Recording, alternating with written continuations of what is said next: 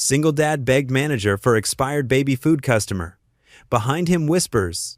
Buy the whole store, a broke father's desperate plea turns a crowded grocery store silent until one voice shatters the cruelty. And what happens next changes an entire town and his life forever. Before we get into the story, comment below where in the world you are watching from today. The morning sun did nothing to warm the biting March air as Eli Matthews trudged through the slushy streets of Mill Creek. His worn work boots, patched one too many times, leaked with every step. But that didn't matter. What mattered was the precious bundle wrapped against his chest. "Almost there, Maggie Bear," he whispered, adjusting the thin blanket around his daughter's tiny frame. Her small nose was red from the cold, and she snuffled softly against his jacket. The factory smokestacks loomed in the distance, silent now for 3 months. Eli remembered the day they'd called everyone into the break room. Temporary shutdown, they'd said, but temporary had stretched into weeks, then months, and now the gates were padlocked. He patted his pocket, feeling the wadded bills and loose change inside everything he had left in the world. $4.87. The number burned in his mind like a brand. It wasn't enough. It was never enough anymore. Help wanted signs had become rare treasures in Mill Creek, and Eli had chased everyone. The hardware store, the car wash, even the library, but each time, the answer was the same. "We'll keep your application on file." Maggie stirred against his chest, making the soft whimpering sounds that meant she was hungry. Again, the sound twisted his heart like a knife. "I know, baby girl. I know." The last of her formula had run out that morning. He'd stretched it as long as he could, making it thinner each time. But now, even the container's sides were scraped clean. The rent was 2 weeks overdue, and Mrs. Peterson, their landlady, had started leaving pointed notes about payment arrangements. Haven Mart's red brick building came into view around the corner. Eli had avoided it for days, too proud to face what he had to do. But Maggie's hungry cries had finally broken that pride into pieces. The automatic doors whooshed open, bringing a blast of warm air that made Maggie coo.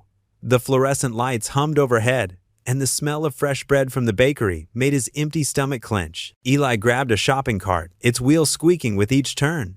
The sound seemed to echo his anxiety as he made his way through the store. Other shoppers pushed past with full carts, barely glancing at the thin man and his baby. A young mother in designer yoga pants breezed by, her cart loaded with organic baby food and premium diapers. Eli looked down at Maggie's worn sleeper, a hand-me-down from the church donation box, and swallowed hard.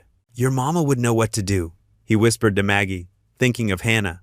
The memory of his wife's smile still had the power to both heal and hurt. The accident had taken her just weeks after Maggie was born, leaving him to figure out fatherhood alone. Eli steered toward the baby aisle, his feet feeling heavier with each step. The shelves stretched before him like a wall of impossible choices, rows of formula and baby food, each one costing more than he had in his pocket. His eyes searched desperately for the clearance section, where they sometimes put dented cans or nearly expired items.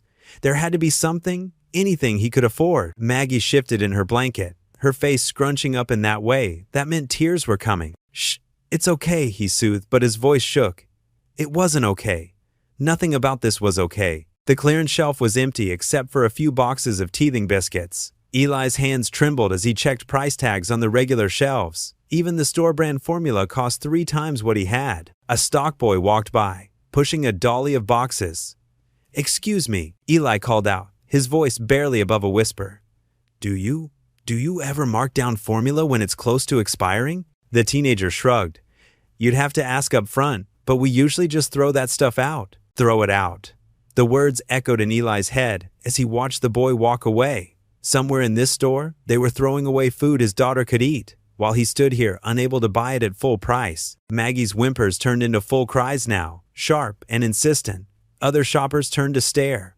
Eli bounced her gently, but she was past being soothed by movement alone. "Please, sweetheart," he whispered, his throat tight. "Just hold on a little longer." He had to do something. Anything. With trembling fingers, he reached for the cheapest can of formula on the shelf, holding it like it was made of glass. The price tag mocked him. $16.99. The customer service desk loomed ahead like a judgment seat. Eli straightened his shoulders, tried to smooth his wrinkled jacket. Maggie's cries had subsided to hiccuping sobs against his chest. Each step felt like walking through deep water, but he forced himself forward. His last shred of dignity screamed at him to turn around, to walk out, to find another way, but Maggie's hunger was louder than his pride. He approached the counter, his heart pounding so hard he was sure everyone could hear it. The store manager, barely older than Eli himself, looked up from his phone with obvious annoyance. Eli cleared his throat. I was wondering.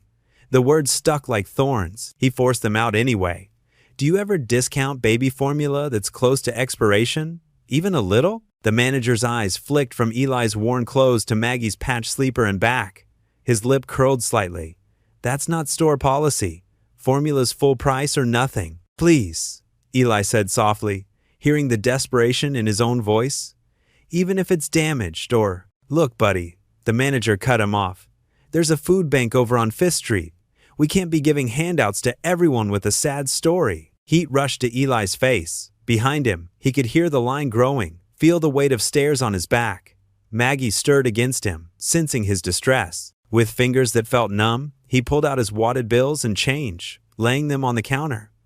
This is all I have, he said, his voice barely audible. Please, she's hungry. The manager sighed heavily, making a show of his inconvenience. Sir, I told you. Buy the whole store. A quiet voice interrupted from behind. The automatic doors of Haven Mart whooshed open, releasing a blast of warm air that made Maggie coo softly against Eli's chest. The familiar grocery store sounds washed over them, beeping scanners, squeaking cartwheels, and the low hum of fluorescent lights. Eli's worn boots squeaked against the polished floor as he made his way to the baby food aisle, trying to ignore the stares his threadbare jacket attracted. In the baby section, his calloused fingers traced over the jars, checking dates and prices. His heart sank as he realized even the regular prices were beyond his means. But there, on the bottom shelf, partially hidden behind newer stock, he spotted several dented jars marked with bright orange, expiring soon stickers. Maggie stirred against him, her tiny fist clutching his shirt. Just hold on, sweetheart, he murmured, gathering the jars carefully. Each one felt like lead in his hands, heavy with the weight of what he was about to do. The checkout line stretched long, filled with afternoon shoppers clutching their baskets of fresh produce and name-brand items. Eli bypassed them all, heading straight for the customer service counter where Trent Harper, the store manager, stood organizing papers. Eli cleared his throat softly.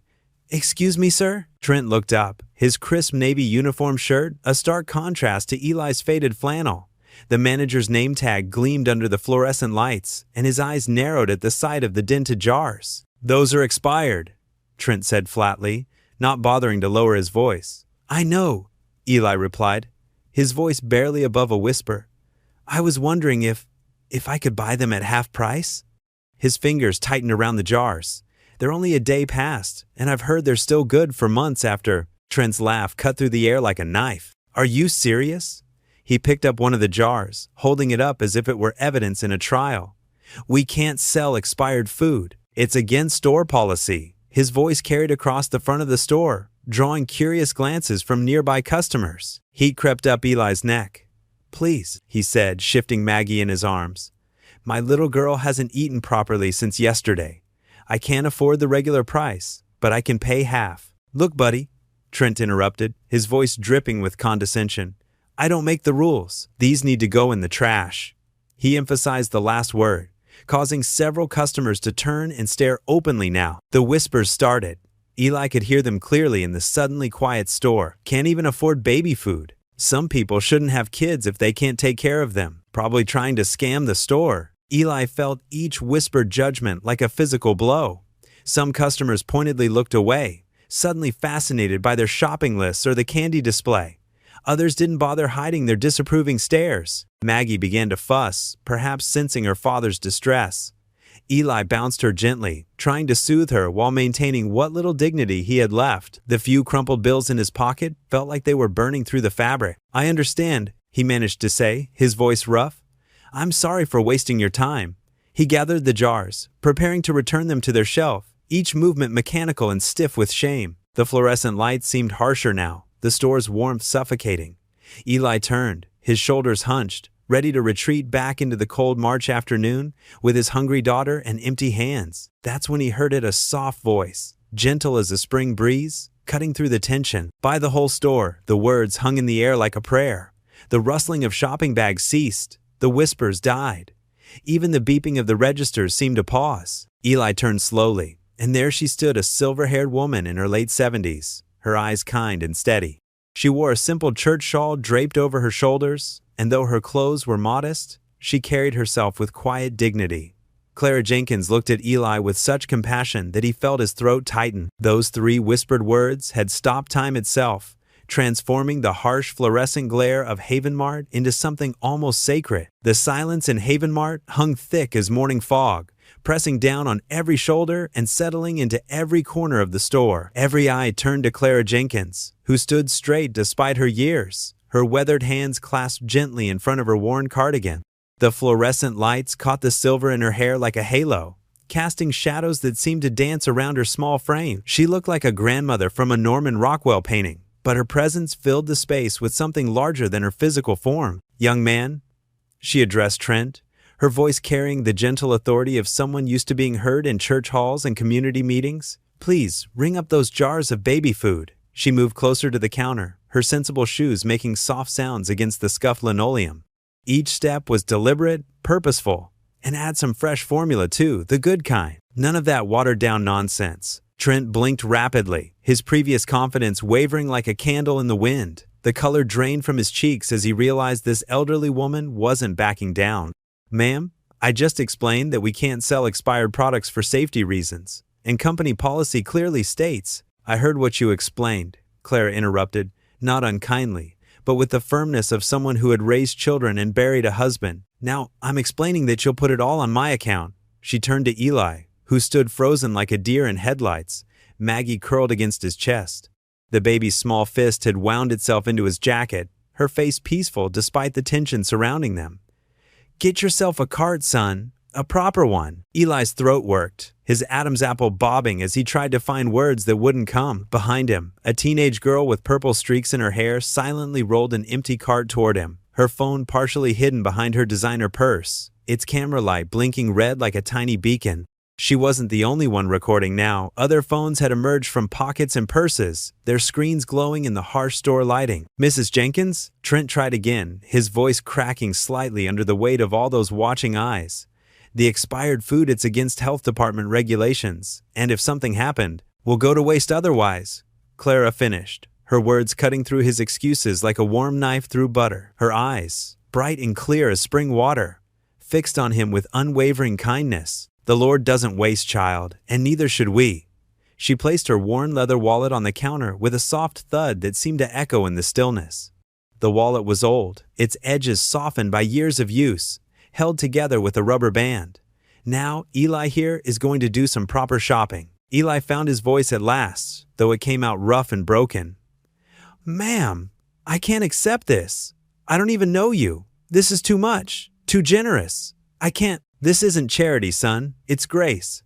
Clara's words fell soft but firm, like summer rain on parched earth. Her voice carried the wisdom of someone who had weathered many storms and learned the difference between pride and dignity. And grace isn't something we accept or reject. It simply is. She gestured to the aisles with a gentle sweep of her hand. "Go on now. Get what you and that beautiful baby need." The spell that had held the store in silence began to crack. An older woman in the next line, her gray hair pinned back in a neat bun, stepped forward, clutching a package of diapers. Her hands shook slightly as she offered them. "Here," she said, her voice barely above a whisper as she added them to Eli's cart. "My grandchildren outgrew this size last month. They're just sitting in my closet." A man in work, boots, and paint-stained jeans cleared his throat, the sound rough and honest.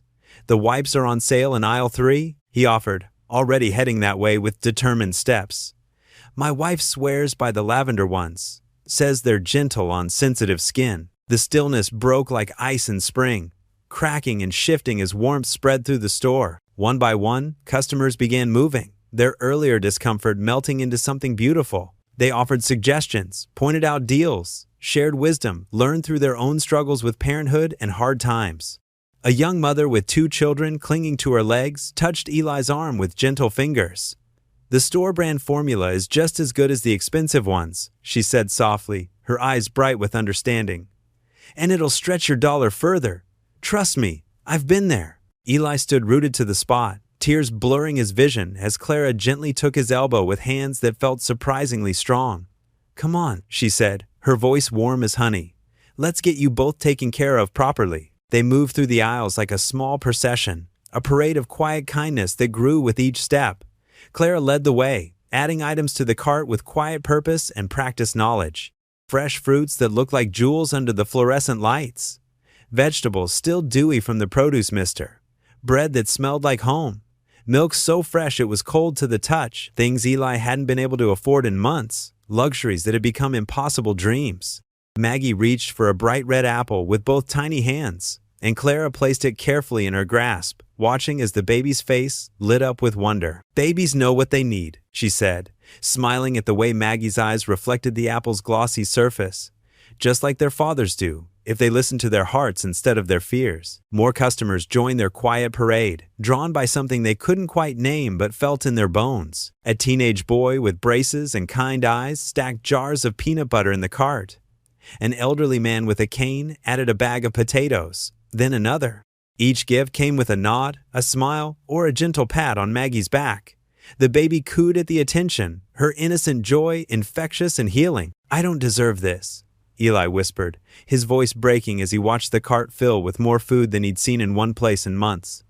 "I'm nobody special. I'm just a guy who lost his job and can't even take care of his own daughter properly." Clara's hand found his arm again, her touch light but grounding.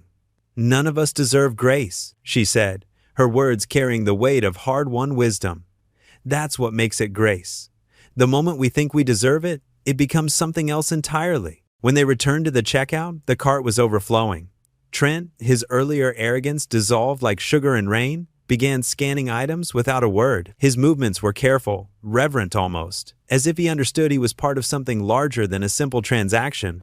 The total climbed higher and higher. $30, $50, $75, but Clara stood calm and unmoved, her presence steady as a lighthouse in a storm. "Add some more formula," she instructed when the scanning was nearly done. "The premium kind, enough for a month, maybe 2. When Eli started to protest, she squeezed his hand with surprising strength.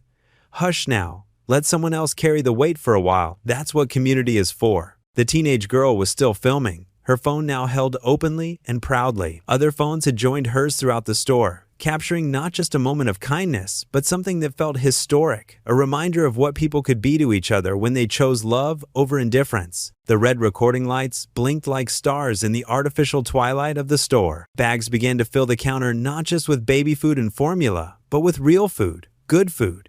Food that would fill Eli's empty cupboards and chase away the hollow ache of hunger. Food that would nourish Maggie's growing body and give Eli the strength to keep fighting for their future. Each item represented not just sustenance, but hope restored, dignity returned, and faith in humanity renewed. As the last bag was filled and the receipt printed with a soft mechanical whir, Clara turned to the watching crowd. "Thank you all," she said simply, her voice carrying to every corner of the store. "For remembering what community means, for being the hands and feet of love when it was needed most." Eli stood by the automatic doors, laden with bags that felt lighter than air despite their weight. Maggie secure in his arms. Tears streamed freely down his face now, but he didn't try to hide them. These weren't tears of shame anymore, but of something else, something that felt like the first warm breeze after a long, brutal winter. Something that felt like hope returning home. Clara followed him to the exit, her steps unhurried and peaceful. She stood in the doorway, framed by the late afternoon light that painted everything golden, and smiled softly as Eli turned one last time. The light caught the kindness in her eyes and made her seem almost ethereal, like an angel who had wandered into their ordinary Tuesday and transformed it into something sacred. "Thank you," he managed to say, though the words felt small and inadequate against the enormity of what had just happened. "I don't know how I'll ever repay you, or even begin to thank you properly." Maggie reached out one tiny hand toward Clara, her fingers spread wide with innocent trust, still clutching her red apple in the other. The teenager's phone captured it all, the baby's innocent gesture, Clara's gentle smile, and the tears on Eli's cheeks that caught the light like diamonds.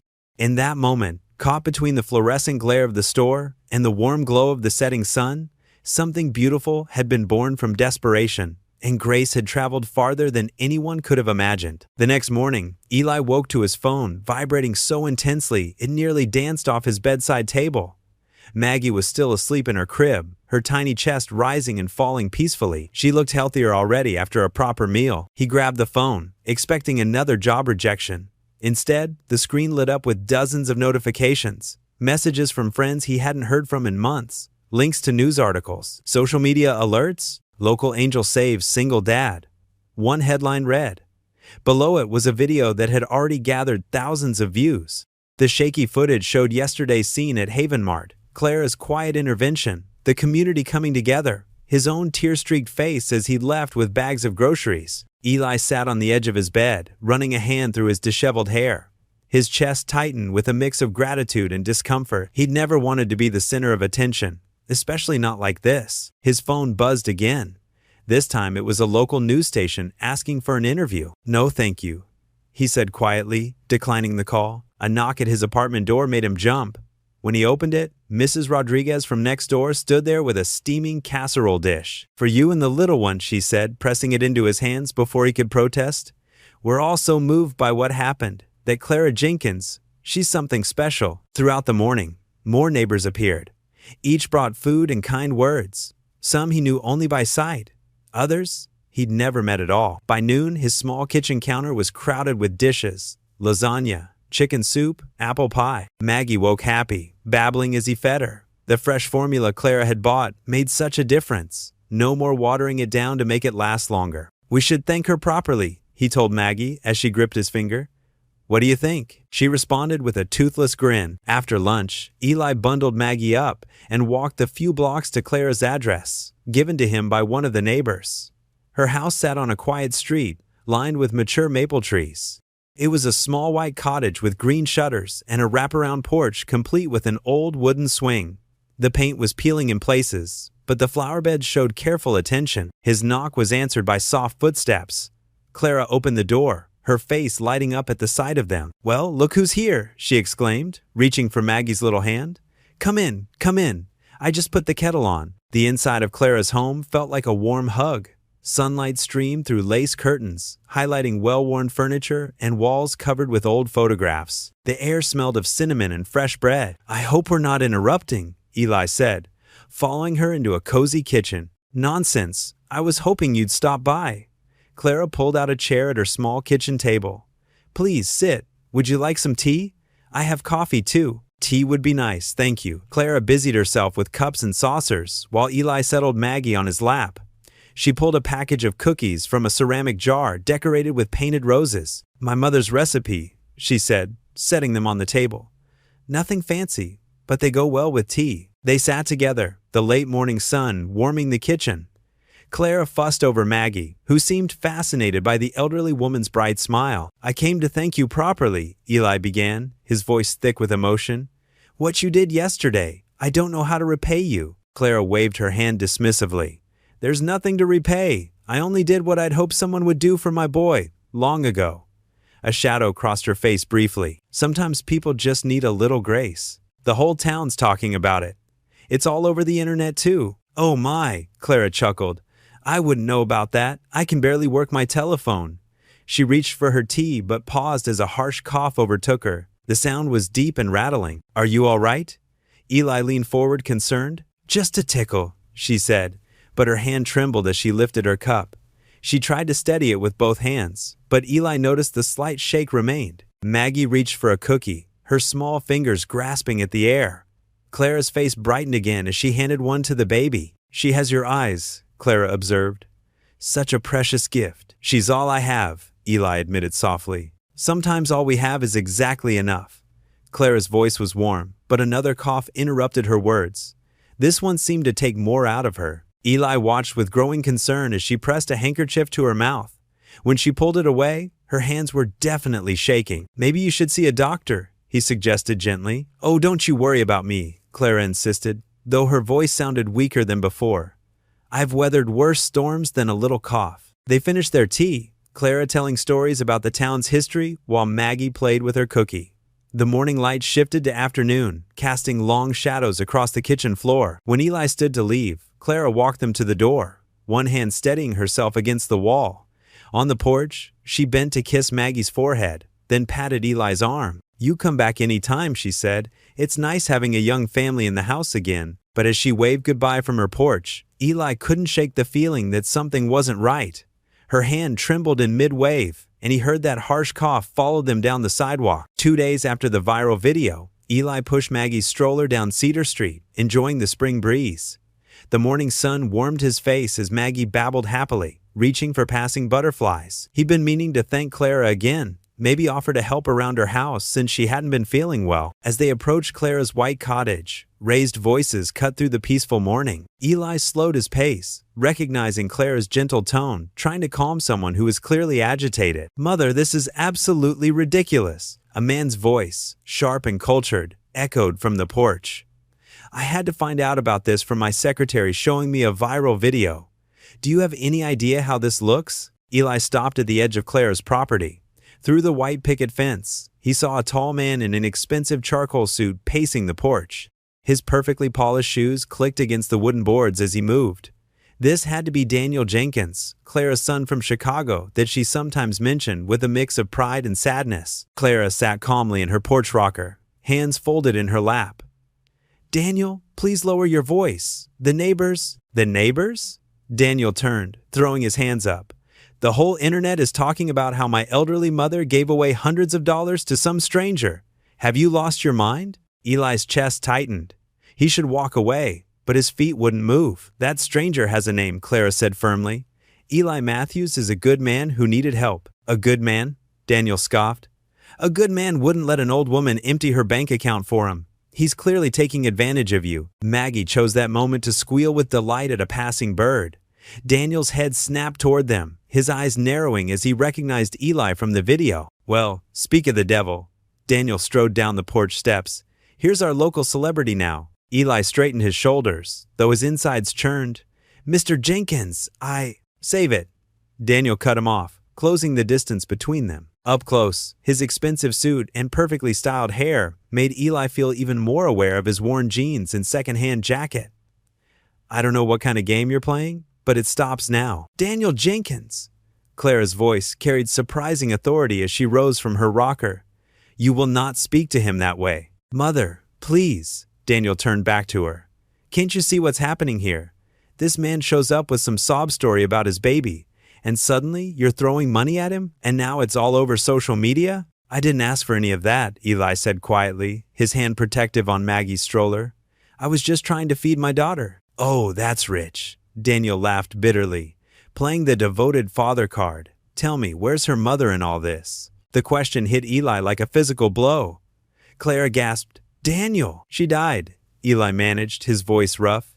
"In a car accident, 8 months ago." Something flickered in Daniel's eyes. Surprise, maybe even a hint of regret, but it hardened quickly. "Convenient story." "It's the truth," Eli said.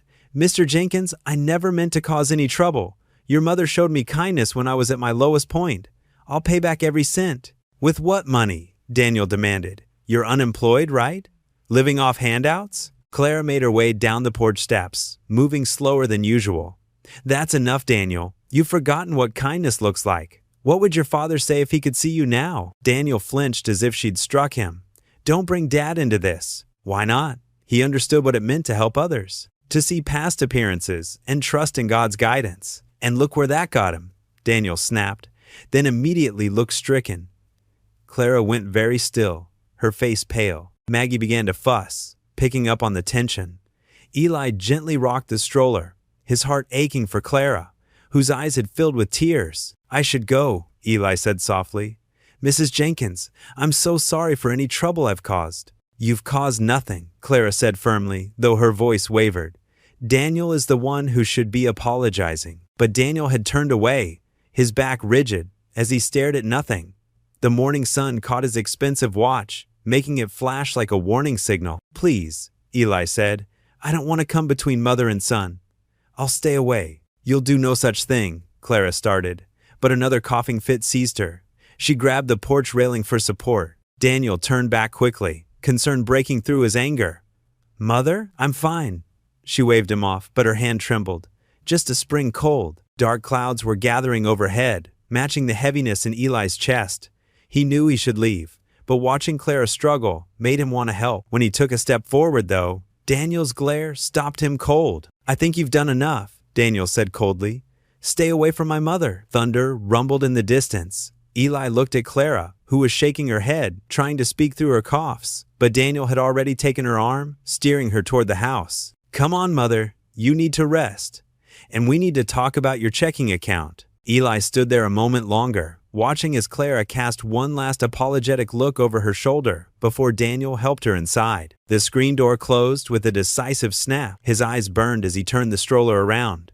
Maggie reached up, patting his hand as if she sensed his distress. He lifted her out of the stroller, needing to hold her close, to feel her warm weight against his chest. "I'm sorry, sweet girl," he whispered into her soft hair. "I'm so sorry." The first fat raindrops began to fall as they walked away from Clara's house, each step feeling heavier than the last. All he'd wanted was to feed his daughter, to keep her healthy and safe. Now, his gratitude had brought trouble to the one person who'd shown them true kindness. The thunder grew louder, and Maggie whimpered against his shoulder. Eli held her tighter, hurrying down the street as the storm closed in. His heart as heavy as the clouds overhead. The knock on Eli's apartment door came just after 6 that evening. He had just finished feeding Maggie her dinner, and bits of mashed carrots still dotted her chin. Through the peephole, he saw Clara standing there, one hand pressed against the doorframe for support. "Mrs. Jenkins?" Eli quickly opened the door, worry creasing his forehead. "You shouldn't have climbed all these stairs." Clara smiled, though her face looked tired. "Third floor's nothing when you've got something important to say." She patted his arm. "And please, it's Clara." Eli ushered her inside, apologizing for the mess. The small apartment wasn't much, just a living room that doubled as his bedroom, a tiny kitchen, and Maggie's nursery. Toys scattered the worn carpet, and a pile of laundry sat half-folded on the couch. "Oh, don't fuss," Clara said, waving away his attempts to clear a space. "A home that looks lived in is a home filled with love." She made her way to the rocking chair near Maggie's playpen, lowering herself carefully. Maggie squealed at the sight of Clara, reaching up with sticky fingers. Clara beamed, reaching down to stroke the baby's cheek. "Hello, precious girl. Can I get you some tea?" Eli offered, already heading to the kitchen. "I have chamomile. That would be lovely." Clara watched him move about the kitchen, then cleared her throat. "Eli, I came to apologize for Daniel's behavior this morning. He's protective. Sometimes too much so." Eli returned with 2 steaming mugs, setting one beside Clara. "You don't owe me any apologies, Mrs. Clara. I understand his concern." "No, you don't," Clara said firmly, "because you don't know the whole story." She took a sip of tea, then set it down. "But that's not why I'm here. I need to ask you a favor." Eli sat on the edge of the couch, watching her carefully. Something in her voice made him nervous. "I'm having a little health spell," she said, choosing her words carefully. "Nothing serious, mind you, but my doctor thinks I should take it easy for a few weeks. I was wondering if you might help out around my house? Just some basic upkeep. Mowing the lawn, maybe fixing that wobbly porch rail?" Eli straightened. "Of course, I'd be happy to help. You've done so much for us." "Now don't start that again," Clara interrupted with a gentle smile. "This isn't about paying back anything. I need the help and you need the work. Simple as that." Over the next few days, Eli fell into a routine. He'd arrive at Clara's house early, Maggie in tow, and tackle whatever needed doing. The spring weather cooperated, allowing him to catch up on yard work that had clearly been neglected. He trimmed overgrown bushes, pulled weeds from the flower beds, and mowed the patchy lawn into submission. Clara would sit on the porch, knitting needles clicking steadily while she watched Maggie play in her portable playpen. Sometimes she'd tell stories, her voice carrying across the yard as Eli worked. "Thomas, that was my husband. He always said a garden was God's way of teaching patience," she said one morning as Eli planted tomato seedlings. "We had our first real conversation in a garden, you know, back in '62 at a church social." She told him about Thomas, a gentle giant of a man who'd worked as a high school science teacher, how they'd fallen in love during the height of the civil rights movement, when such relationships weren't just frowned upon, they were dangerous. "We lost him in '68, Clara said softly, her knitting needles going still. Some people couldn't accept change, couldn't accept love that looked different than what they expected. She smiled down at Maggie, who was stacking plastic blocks. But hate never won in the end. Love always finds a way to bloom again. Eli found himself sharing too, as the days went by. He told her about Hannah, Maggie's mother, while he fixed the loose porch railing, how they'd met in high school, married young, dreamed big, How the factory job was supposed to be temporary, just until he could save enough for college. She was so excited about the baby, he said, hammering a nail with perhaps more force than necessary. She kept saying Maggie was our second chance, our fresh start. He wiped his forehead with his sleeve. The night of the accident, I was supposed to pick her up from her sister's, but I worked late, trying to get extra hours. She took a cab instead. Clara didn't offer empty consolations. Instead, she got up slowly and brought him a glass of lemonade, her hand warm on his shoulder. One evening, after Eli had spent the afternoon making chicken soup in Clara's kitchen, his grandmother's recipe, he began packing up Maggie's things. The sun was setting, painting the kitchen walls in warm orange light. Clara sat at the table, enjoying the last of her soup. "You know," she said quietly, "God doesn't waste pain, Eli. He recycles it into purpose." Morning light painted golden streaks across Clara's garden, catching dewdrops that sparkled like tiny diamonds on spiderwebs strung between the rose bushes. Each thread glistened in the early sunshine, creating a delicate tapestry that seemed almost too beautiful to disturb. Eli Matthews arrived just as the sun crested the maple trees, their leaves rustling in the gentle breeze. He pushed his old wheelbarrow filled with gardening tools, a collection of well-worn implements he'd gathered over the years, each one telling its own story of hard work and determination. Maggie dozed peacefully in her carrier on his back, her tiny breaths warm and rhythmic against his neck, a comforting reminder of the precious life depending on him. Clara stood on her porch in a faded floral apron that had seen countless mornings just like this one. The fabric, soft with age and washing, bore the pale remnants of roses and forget-me-nots. She held her old brass watering can in both hands, the metal worn smooth by decades of faithful service. "Right on time?" she called softly, her voice barely above a whisper as she remained mindful of the sleeping baby. A smile creased her weathered face as she watched Eli approach.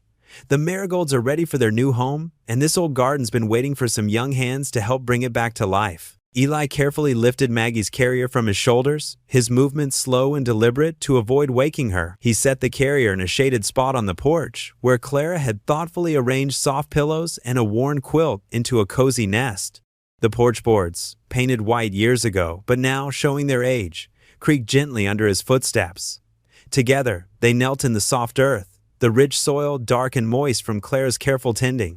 The morning air carried the crisp promise of spring, filled with the sweet scent of blooming lilacs and the earthy smell of freshly turned dirt. "Daddy always said marigolds were God's sunshine made into flowers," Clara mused, her voice carrying the warmth of cherished memory. She gently loosened a bright orange marigold from its plastic container, her movements careful and reverent. Her hands, though weathered with age and marked by liver spots, moved with the practiced grace of someone who had spent a lifetime nurturing growing things. They're hardy little things, you know, bloom right through anything drought, frost, even when folks think they're done for, just like people sometimes. As they worked side by side, transplanting the bright orange and yellow flowers into their permanent homes, Clara began to hum an old hymn. The melody drifted through the morning air, sweet and haunting. Eli found himself humming along without thinking, surprised that he remembered the tune from childhood church services he'd attended with his grandmother so many years ago. The harmony of their voices seemed to bless the garden itself. "You've got a good voice," Clara said, glancing up from where she was patting down soil around a newly planted marigold. "Strong and true, just like my James did." Her voice softened at her husband's name, taking on a quality that spoke of deep love and deeper loss. She sat back on her heels, her gaze traveling beyond the garden to something only she could see, memories that lived in her heart like treasures locked away. "I'd love to hear about him, if you don't mind sharing," Eli said quietly, sensing the weight of memory that had settled over her like a gentle blanket. He continued working with the flowers, giving her space to speak or remain silent as she chose. Clara nodded slowly, reaching for her glass of fresh lemonade that sat on the porch steps. The ice clinked softly as she lifted it, and she took a small sip before beginning. "It was 1964, right here in Mill Creek. James taught at the high school mathematics and science. He was the first black teacher they'd hired in this town's history."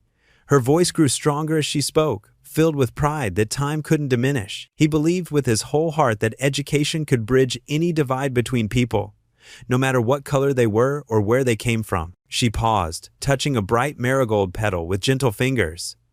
"Some folks didn't agree with that notion, I'm afraid." Eli's hands stilled in the rich dirt as Clara continued, her voice remaining steady but tender, with the weight of old pain. The morning breeze rustled through the maple leaves overhead, creating a soft whisper that seemed to echo her words.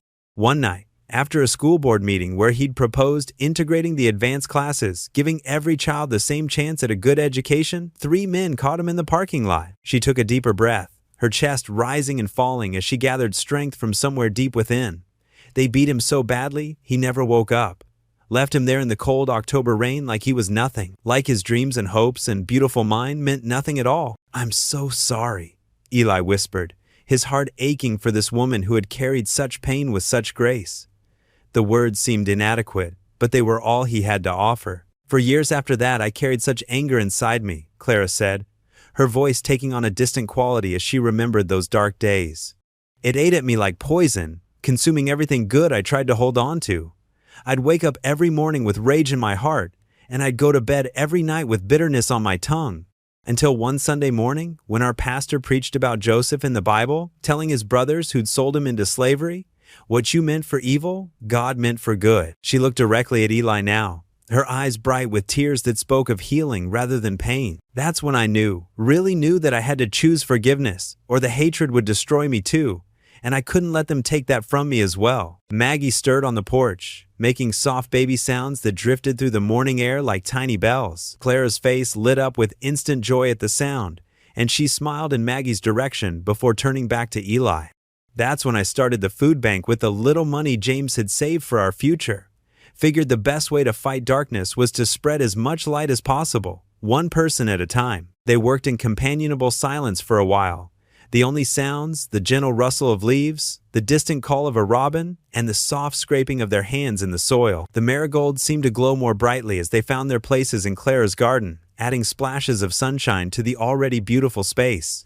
Finally, Clara asked gently, "And what about you, son? What shadows are you carrying around in that tender heart of yours?" Eli's throat tightened, and for a moment he couldn't speak. He focused intently on patting soil around a marigold's delicate roots, but the words came anyway, pulled from the depths of his pain by Clara's gentle presence. "Hannah, my wife, she died in a car crash last year, February 14th actually, Valentine's Day." His voice grew thick with unshed tears. "I was supposed to pick her up from her night shift at the hospital, but I fell asleep on the couch after working a double shift myself. She tried driving home in that old car of ours, exhausted from 16 hours on her feet." His voice cracked completely, and he had to stop. The memory was still so fresh, so sharp it could cut him open without warning. "If I'd just stayed awake. If I'd just set an alarm. If I'd just been the husband she deserved." Clara's soil-covered hand covered his, her touch warm and grounding. "The enemy of peace is the word if, Eli. Trust me on that. I've spent enough years wrestling with that particular demon to know. But I keep thinking about all the ways I failed her." Failed Maggie. He gestured at their humble surroundings, taking in the simple garden and the small apartment building visible beyond the fence. "Look at us now. I couldn't even keep food on the table for my own daughter. What kind of father does that make me?" "You listen to me," Clara said firmly, her voice carrying the authority of someone who had lived through loss and found wisdom on the other side. "That precious baby girl is healthy, loved, and safe, because her daddy would move heaven and earth for her. That's not failure. That's the purest kind of success there is. Hannah would be so proud of the man you've become, the father you are." A car engine rumbled nearby, growing louder as it approached. They both looked up to see Daniel's sleek black sedan crawling past the house, moving slowly enough that the driver could clearly see them working in the garden. Daniel didn't stop or wave, but Eli caught his unreadable expression through the tinted window, a mixture of suspicion and something else, something softer that he quickly masked. The car hesitated for just a moment before accelerating away, leaving only the scent of expensive leather and aftershave in its wake. Clara sighed deeply, watching until the sedan disappeared around the corner. "My boy's got his own shadows to wrestle with. 20 years in Chicago, building walls around his heart higher than any skyscraper. Sometimes the hardest hearts are just the most hurt ones, you know? He's forgotten that love isn't a weakness, it's the strongest thing there is." They finished planting the marigolds as the morning warmed and the sun climbed higher in the cloudless sky. Each flower found its perfect spot in Clara's carefully planned garden, adding to the symphony of colors that would bloom throughout the summer. Maggie woke fully as they were cleaning up, her bright eyes taking in the world with the wonder that only babies possess. Clara insisted on holding her while Eli gathered the garden tools, and the baby reached for Clara's silver hair with tiny, grasping fingers. giggling as the strands sparkled like spun starlight in the growing sunshine. "You know what these flowers remind me of?" Clara asked, bouncing Maggie gently in her arms while the baby gurgled with delight. "That old story from the Bible about the widow's oil." She thought she had nothing left to give, nothing left to hope for. But God made what little she had multiply into more than she could ever imagine. Sometimes our hardest moments, our emptiest times, are just the beginning of our biggest blessings. The morning stretched on, filled with the kind of peaceful contentment that comes from simple work shared between friends. Birds sang in the maple trees. Bees hummed among the flowers. And somewhere in the distance, church bells chimed the hour. It was the kind of moment that Hannah would have loved. Eli thought the kind of quiet beauty she had always been able to find even in their most difficult days. Later that night, in his small apartment above the corner market, Eli stood beside Maggie's crib in the soft glow of her nightlight. The room was tiny but clean, filled with the secondhand furniture and donated baby items that had become their humble sanctuary. He gently laid his sleeping daughter in her crib, taking care not to wake her as he arranged the soft pink blanket Clara had knitted around her tiny form. The moonlight streaming through the window caught the tears on his cheeks, making them shine like the dewdrops in Clara's garden that morning. His voice was barely a whisper in the quiet room, a prayer spoken to the darkness and the hope that lived somewhere beyond it. Maybe we'll be okay, baby girl. Maybe your mama's watching over us, and maybe Mrs. Clara's right about second chances. Maybe we're going to be just fine." The Mill Creek Diner's bell chimed as Eli pushed through the glass door. Maggie balanced on his hip. The familiar smell of coffee and hash browns wrapped around him like a warm blanket. He'd scraped together enough change for a cup of coffee, his first small luxury in weeks. "And did you see him there again yesterday?" Martha Wilson's voice carried from a corner booth. "Morning and night, like he owns the place now." Eli's hand froze halfway to the counter. Through the serving window's reflection, he could see 4 of the town's most prominent gossips huddled over their morning tea. "My Henry says Clara's been writing checks for groceries bigger than her usual," Betty Thompson added, stirring her cup with practiced disapproval. "Taking advantage of a sweet old lady's kindness, if you ask me." "Wouldn't surprise me," Martha replied. "First that scene at Haven Mart, now practically living at her house. Wonder what he's really after." Maggie squealed, drawing their attention. The women's faces shifted quickly from scandal to sugary smiles, but the damage was done. Eli's chest tightened as if someone had wrapped steel bands around it. "Morning, ladies," he managed, nodding politely as he turned toward the door. He couldn't bear their fake pleasantries, not after what he'd heard. "Eli?" Sarah, the young waitress, called after him. "Your coffee?" "Another time," he mumbled, pushing back into the morning air. His eyes burned as he strapped Maggie into her stroller. Would the town always see him this way, as some kind of opportunist? He walked quickly, head down, past the courthouse and toward Clara's street. The roses they'd planted yesterday bobbed in the breeze, as if waving him forward. Clara sat in her porch rocker, Bible open on her lap, as if she'd been expecting him. One look at his face and she knew. "Come sit, son." She patted the swing beside her. "Looks like you could use some peace this morning." Eli settled Maggie with her teething ring before sinking onto the swing. The words tumbled out before he could stop them. "Maybe I should stop coming around so much. People have been talking since Eve took that apple," Clara interrupted, her voice gentle but firm. "And they'll keep right on talking till kingdom come. But that's not our business, is it?" "But your reputation." "My reputation?" Clara laughed, the sound like wind chimes in a summer breeze. "Child, I'm 78 years old. The only reputation I care about is the one I'll have when I meet my maker." She reached over and squeezed his hand. "Now, instead of worrying about wagging tongues, how about you help me with something important?" Before Eli could protest, Clara was getting up, moving with surprising speed for someone who'd been under the weather. She disappeared inside and returned with her car keys and a large notebook. "Time you saw what really matters in this town," she said, already heading for her old Buick. 20 minutes later, they pulled up behind a plain brick building on the edge of town. A simple sign read, "Mill Creek Community Pantry." Inside, Eli was amazed to find an operation running like clockwork. Volunteers, sorting donations, checking inventory, and filling boxes with careful precision. "Miss Clara," several voices called out in greeting. Eli noticed how everyone's faces lit up at her arrival, how they rushed to update her on their work. "This is my real life's work," Clara explained, as she showed him around. "Started it after James died.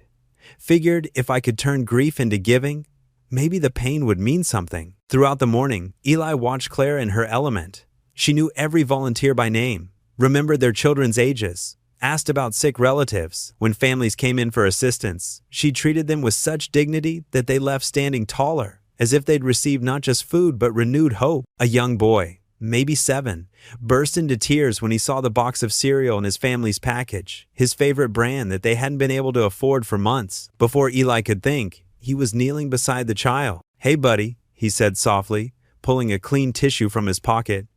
"You know what my daughter does when she's having a rough day? We look for 3 good things.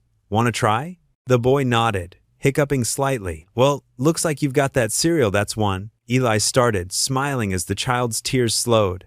"And I see your mom over there looking at you with so much love. That's 2.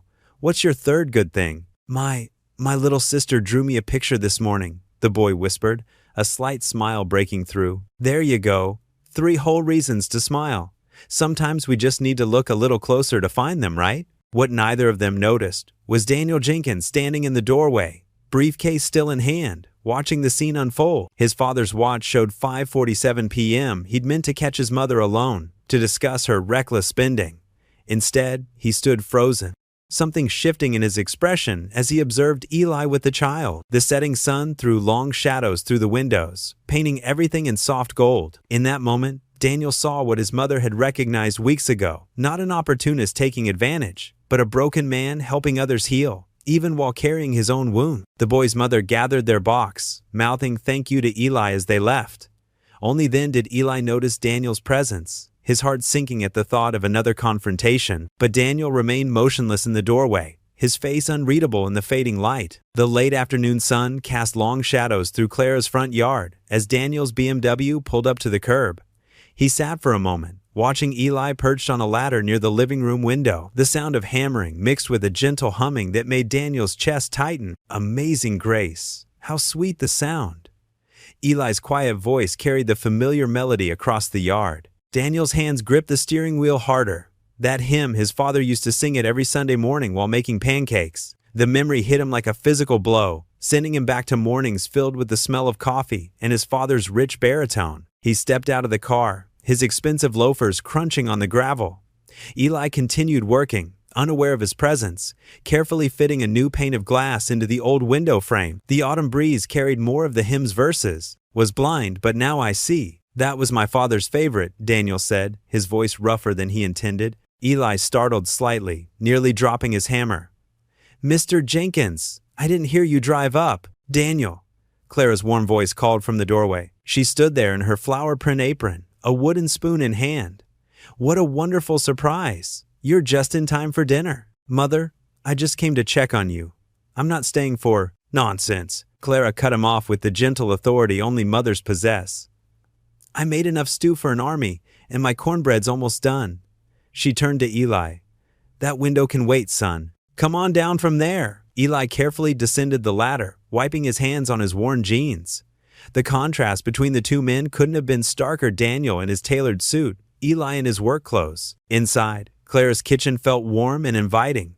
The rich aroma of beef stew filled the air, and the golden cornbread cooling on the counter brought back more memories Daniel tried to push away.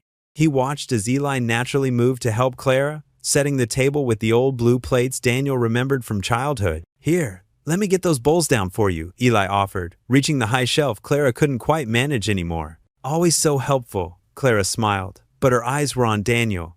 "Just like your father used to be." Daniel's jaw clenched. "Mother, please." They settled around the small kitchen table, steam rising from their bowls. Maggie sat in her borrowed high chair, happily mashing pieces of soft cornbread between her fingers. "Would you say grace, Daniel?" Clara asked. The request hung in the air like a challenge. Daniel hadn't said grace since before his father died. "I'd rather not." "I can," Eli started to offer, but Clara raised her hand. "Some things need to be said," she insisted, looking directly at Daniel. "Some wounds need air to heal. Is that what this is about?" Daniel's spoon clattered against his bowl. "Healing? Is that why you've practically adopted this stranger? To replace what you lost?" Eli shifted uncomfortably in his chair. "Maybe I should go." "No," Clara said firmly. "You stay right where you are, Eli Matthews." She turned back to Daniel, her voice gentle but firm. Nobody's replacing anyone, Daniel. Love doesn't work that way. It multiplies. It doesn't divide. Love? Daniel laughed bitterly. Is that what you call letting some desperate man take advantage of your kindness? The whole town's talking about it, Mother. About how he's here all the time, doing things I should be doing. Should be doing? Clara's voice sharpened. When was the last time you stayed long enough to notice what needed doing, Daniel? The truth of her words stung. Daniel pushed back from the table, but Clara reached across and grabbed his hand. Your father believed in sharing what we had, she said softly. He believed kindness multiplies when shared. Remember how he'd invite strangers to Sunday dinner? Remember how he'd say grace travels farther than money ever will? Daniel's throat felt tight. He did remember. He remembered everything, the warmth, the open door policy, the way his father would help anyone who asked. He remembered the day that kindness got his father killed. Look at her. Clara nodded toward Maggie, who was now dozing in her high chair, cornbread crumbs on her cheeks. Look at Eli. They're not replacing anyone. They're just proving your father was right. There's always room for more love at the table. Eli sat quietly, his eyes down, but his presence seemed to fill the room. He'd been silent through the exchange, bearing Daniel's accusations with a dignity that made them seem even more unfair. The rest of the meal passed in tense silence. When they finished, Eli cleared the plates despite Clara's protests, washing them quickly and efficiently. Daniel watched him move around the kitchen, noting how he knew exactly where everything belonged. I should go, Daniel finally said, standing. Thank you for dinner, Mother. Clara hugged him tight, whispering something in his ear that made his eyes shine suspiciously bright. Eli nodded respectfully as Daniel passed, still not meeting his eyes. Outside, Daniel sat in his car, engine off, staring at the warm light spilling from his mother's windows. Through the glass, he could see Eli gently lifting a sleeping Maggie while Clara fussed with a blanket. The scene blurred slightly, and Daniel realized his cheeks were wet. The hymn his father used to sing echoed in his mind as he watched them, unable to drive away just yet. The morning sun barely peeked over the horizon when Daniel pulled into the food bank's parking lot. His polished dress shoes felt out of place on the cracked concrete. He'd swapped his usual suit for jeans and a button-down shirt, but still felt overdressed compared to the other volunteers arriving in well-worn clothes. Eli was already there, stacking empty boxes near the loading dock. He looked up, surprise flickering across his face when he saw Daniel. For a moment, neither man spoke. Need an extra pair of hands? Daniel asked, breaking the silence. Eli nodded, gesturing to the stack of boxes. These need to be assembled. We're expecting a big delivery today. They worked in awkward silence, the sound of cardboard folding and tape stretching between them. Daniel struggled with his first few boxes, his corporate-trained hands unused to such manual labor. He noticed how Eli's movements were smooth and practiced, each box coming together perfectly. Like this, Eli demonstrated, showing Daniel a better way to crease the corners. Their eyes met briefly, and Daniel saw none of the resentment he'd expected. The delivery truck arrived, bringing with it a flurry of activity. Other volunteers joined them, creating a human chain to unload canned goods, produce, and bread. Daniel found himself falling into rhythm with the group, passing boxes down the line. His expensive shirt grew damp with sweat, but he didn't mind. From the small radio in the corner, gospel music floated through the air. Daniel recognized the station, his mother's favorite. The familiar melodies seemed to ease the tension, like a mutual friend making conversation between strangers. Your mother says you're good with numbers, Eli said as they sorted through donations. We could use help organizing the inventory system. Daniel looked up from a box of cereal he was checking for expiration dates. She talks about me? All the time. Eli smiled slightly. Says you are always the smartest kid in class. Something warm and uncomfortable stirred in Daniel's chest. He busied himself with the cereal boxes, but found himself adding, She probably didn't mention how I refused to visit for 3 Christmases in a row. She didn't, Eli agreed quietly. But she did say you send her flowers every Sunday. The morning wore on, and they moved to the soup kitchen area. Daniel watched as Eli greeted each person by name, remembering their stories and asking about their families. A young mother came through the line with 2 small children, and Daniel saw Eli slip an extra cookie onto each of their trays. Here, Eli handed Daniel a ladle. The secret is to give them a little extra when they look especially hungry. Daniel found himself relaxing as he served beside Eli. The soup splashed on his shirt, but he didn't flinch. When an elderly man told a joke about a preacher and a fisherman, Daniel surprised himself by laughing out loud, a genuine, unguarded sound he hadn't heard from himself in years. You're good at this, Eli commented as they refilled the soup pot. Your mother said you used to volunteer at your church's summer camp. You and my mother seem to talk a lot, Daniel said, but there was no edge to his words anymore. She's proud of you, Eli replied simply. Even when she's worried, she's proud. They worked through lunch, taking turns, grabbing quick bites between tasks. Daniel found himself sharing stories about his childhood in Mill Creek, while Eli told him about learning handyman skills from his own father. The conversation flowed easier with their hands busy, as if the physical work created a bridge between their worlds. In the afternoon, they tackled the storage room organization. Daniel's business experience proved useful as he designed a simple but effective tracking system. Eli contributed practical insights about what families needed most and when certain items were in higher demand. See these baby formula cans? Eli pointed out. They're like gold around here. Reminds me of when I first met your mother. Daniel paused in his labeling. She told me about that day. Said she couldn't sleep that night, thinking about all the other fathers out there like you. Your mother has a way of seeing people, Eli said softly. Really seeing them. The sun was setting when they finally finished for the day. They stood in the parking lot, both dusty and tired but somehow lighter. Through the chain-link fence, they could see Clara sitting on her porch across the street, her familiar shawl wrapped around her shoulders as she watched them with a gentle smile. Daniel extended his hand. Thank you. For today. And for being there for her. Eli clasped his hand firmly. Thank you for giving me a chance. Their handshake was brief but sincere, and Clara's smile grew wider as she watched from her perch on the porch, looking every bit like someone who knew this moment would come all along. The late afternoon sun cast long shadows across Clara's front yard as Eli balanced on a stepladder, stringing twinkling lights between the porch posts. The warm spring breeze carried the scent of Clara's famous cornbread wafting from the kitchen windows. Behind him, Maggie sat contentedly in her playpen, babbling at a stuffed rabbit. A little higher on the left, dear? Clara called from her rocking chair, supervising the decorations with a knowing smile. We want it to look just right for everyone. Eli adjusted the lights, his weathered hands working carefully with the delicate strands. I think that's got it now, he said, stepping back to admire his work. The white lights created a gentle canopy that would sparkle once darkness fell. Inside, the dining room table had been extended with 2 card tables, covered in Clara's best tablecloths. A patchwork of cream and soft blue patterns. Mismatched chairs lined the sides, borrowed from neighbors in the church. Paper flowers that Clara had helped Maggie make decorated mason jars down the center. As the first guest arrived, Daniel appeared with several bags of ice and extra paper plates. He'd rolled up his sleeves, looking more relaxed than Eli had ever seen him. Need any help in the kitchen, Mom? He called out. Clara beamed at her son. Just set those plates right there, honey. Eli's got everything under control with the green beans. The house slowly filled with volunteers from the food bank, retired school teachers, young couples, teenagers earning community service hours. The wooden floors creaked warmly under their feet as they moved about, carrying dishes and sharing greeting. Mrs. Rodriguez from the checkout line brought her famous enchiladas.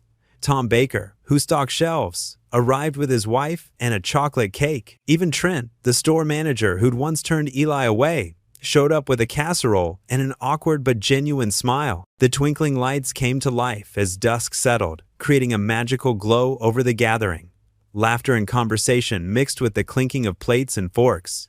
Eli watched as Clara moved through her guests like a quiet queen, touching shoulders, asking about family members, remembering every detail of their lives. Maggie worked her own kind of magic, toddling from person to person, accepting cuddles and cookies with equal enthusiasm.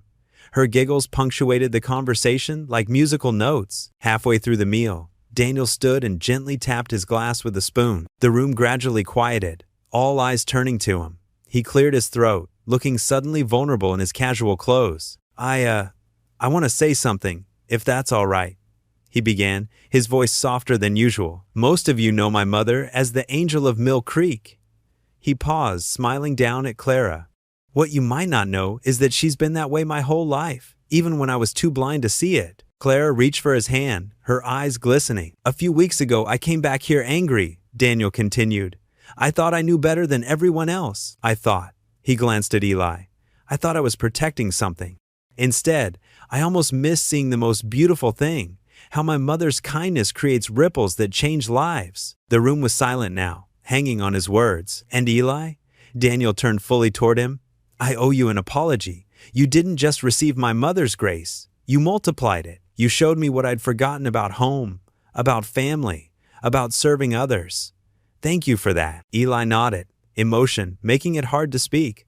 Maggie chose that moment to toddle over to Daniel, arms raised. He scooped her up, laughing as she patted his cheeks. This, Clara said, her voice thick with emotion, this is what I've prayed for. All of us here together like this. It's a glimpse of heaven, isn't it? The evening continued with dessert and coffee, stories and songs. Someone brought out a guitar, and old hymns floated through the open windows into the spring night. Maggie eventually curled up in Clara's lap, her small body going slack with sleep. Tiny snores mixing with the music. As the hours grew later, guests began to gather their empty dishes and say their goodbyes. Clara stood at the door, hugging each person, her joy evident in every word and gesture. But as the last car pulled away, Eli noticed her press one hand to her chest, a flash of pain crossing her face. She caught his concerned look and quickly dropped her hand, forcing a smile. Eli pretended not to see, but his heart grew heavy as he gathered Maggie's things. The twinkling lights still danced overhead, now witnesses to a secret neither of them was ready to speak aloud. The morning sun hadn't fully risen when Eli knocked on Clara's door, Maggie bundled in her carrier. No answer came. His stomach tightened as he used the spare key she'd given him weeks ago. "Clara?" he called out, stepping into the quiet house. The usual morning smell of coffee was absent. He found her in the kitchen, sitting at the table with her head resting on her arms. Her silver hair caught the dim light filtering through the curtains. "Just resting my eyes a moment," she mumbled, lifting her head slowly. Her face was ashen, lips tinged slightly blue. Dark circles shadowed her usually bright eyes. Eli set Maggie's carrier down carefully. "I'm taking you to the clinic," he said firmly, already reaching for her coat on the hook. "Oh, don't fuss," Clara protested weakly, but her hands trembled as she tried to wave him off. "I just need my morning coffee." "No arguments," Eli said, helping her into the worn beige coat. Her shoulders felt fragile under his hands like bird bones. "Can you walk to the car?" Clara nodded, but her steps were unsteady. Eli supported her with one arm while carrying Maggie with the other. The morning air bit cold against their faces as they made their way to his old sedan. At the clinic, Dr. Sarah Chin frowned at Clara's vital signs. The examination room seemed too bright, too sterile for Clara's warm presence. Maggie dozed in her carrier while the doctor listened to Clara's heart through her stethoscope. "Your heart condition has progressed significantly, doctor," Chin said gently. "The arrhythmia is worse, and there's increased fluid buildup. We need to adjust your medication immediately, and I strongly recommend—" "Now, dear," Clara interrupted with a weak smile. "Let's not get dramatic. The Lord knows when He's ready for me, and until then, I've got work to do." She patted the doctor's hand. "Just give me whatever pills you think best, but I want to go home." "Clara," Dr. Chin started, but something in Clara's eyes made her pause. "Please," Clara said softly, "home is where I need to be." The door burst open and Daniel rushed in, still wearing his business suit, slightly disheveled. "Mom?" His face was drawn with worry. "The clinic called my office. What happened?" "Your mother's heart is failing," Dr. Chin explained, while Clara clicked her tongue in disapproval. "Such big words for such a small trouble," Clara said. "Daniel, help me up. We're going home." Daniel looked helplessly between the doctor and his mother. Eli recognized the fear in his eyes, the same fear he'd felt watching his wife Hannah in her final moments. "I'll stay with her," Eli offered quietly. "Day and night if needed." Daniel's shoulders slumped in relief. "I'll call Chicago, postpone my meetings." They brought Clara home as the morning grew warmer. She insisted on sitting in her garden while Eli worked the soil around her prized rose bushes. Maggie crawled on a blanket nearby, reaching for dandelion puffs. Throughout the day, Eli tended to both the garden and Clara. He brewed her favorite tea, adjusted her pillows, and sang old hymns she loved. Daniel worked from his laptop on the porch, making periodic calls to his office between checking on his mother. "Amazing grace, how sweet the sound." Eli sang softly as he pruned the roses, his voice carrying on the afternoon breeze. "That saved a wretch like me," Clara joined in, her voice weak but sure. The day passed in a gentle rhythm of care and quiet conversations. As evening approached, Clara called Eli to her side. The setting sun painted the garden in soft gold, and somewhere a mockingbird sang. "Eli," she said, taking his rough hand in her soft one, "I want you to know something." Her eyes were clear and bright despite her pallor.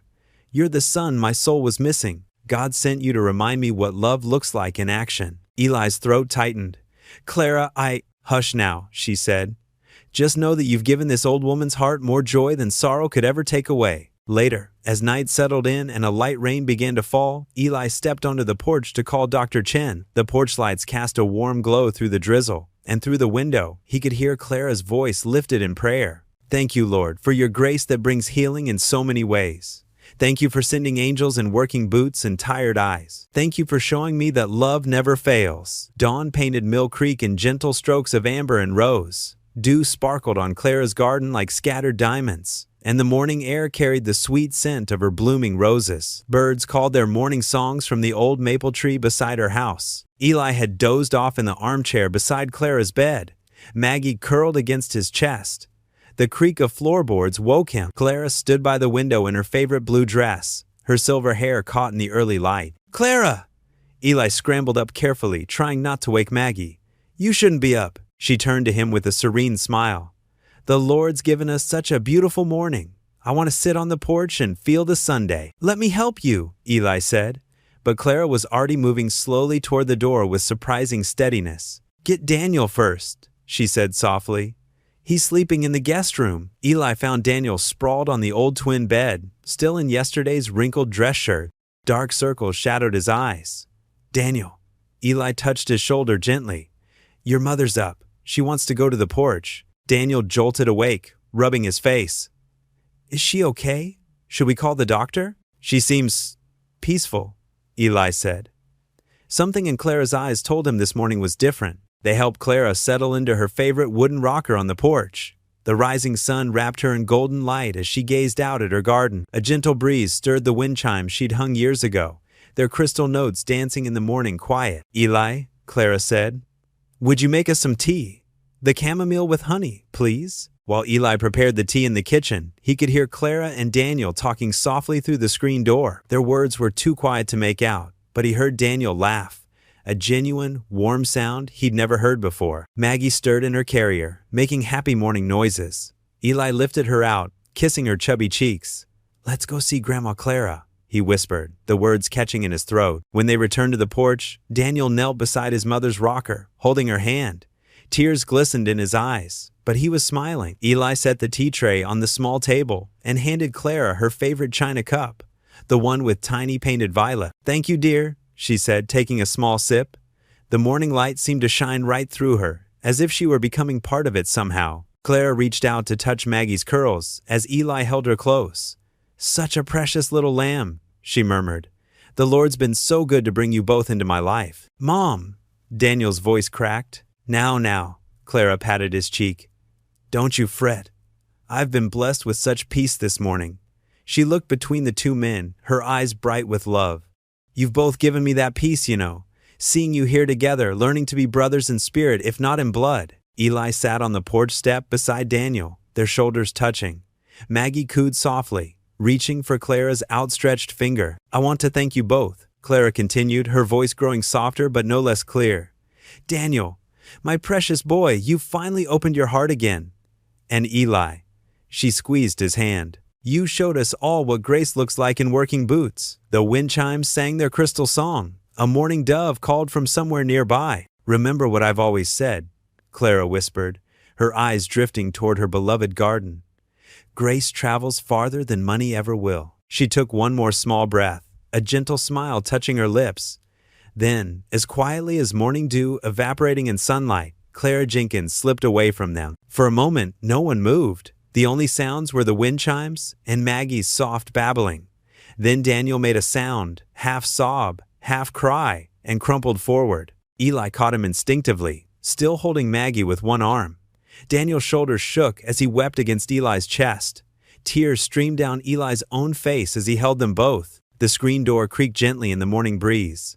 Clara's garden glowed in the golden light, as if every flower were trying to shine just for her. The wind chimes sang their farewell, crystal notes floating up into the perfect blue sky. Clara's teacup sat on the table, still warm, a single sip taken from its rim. The painted violets seemed to shimmer in the morning sun, catching the light just so, like tears, like diamonds, like grace made visible for one brief, beautiful moment.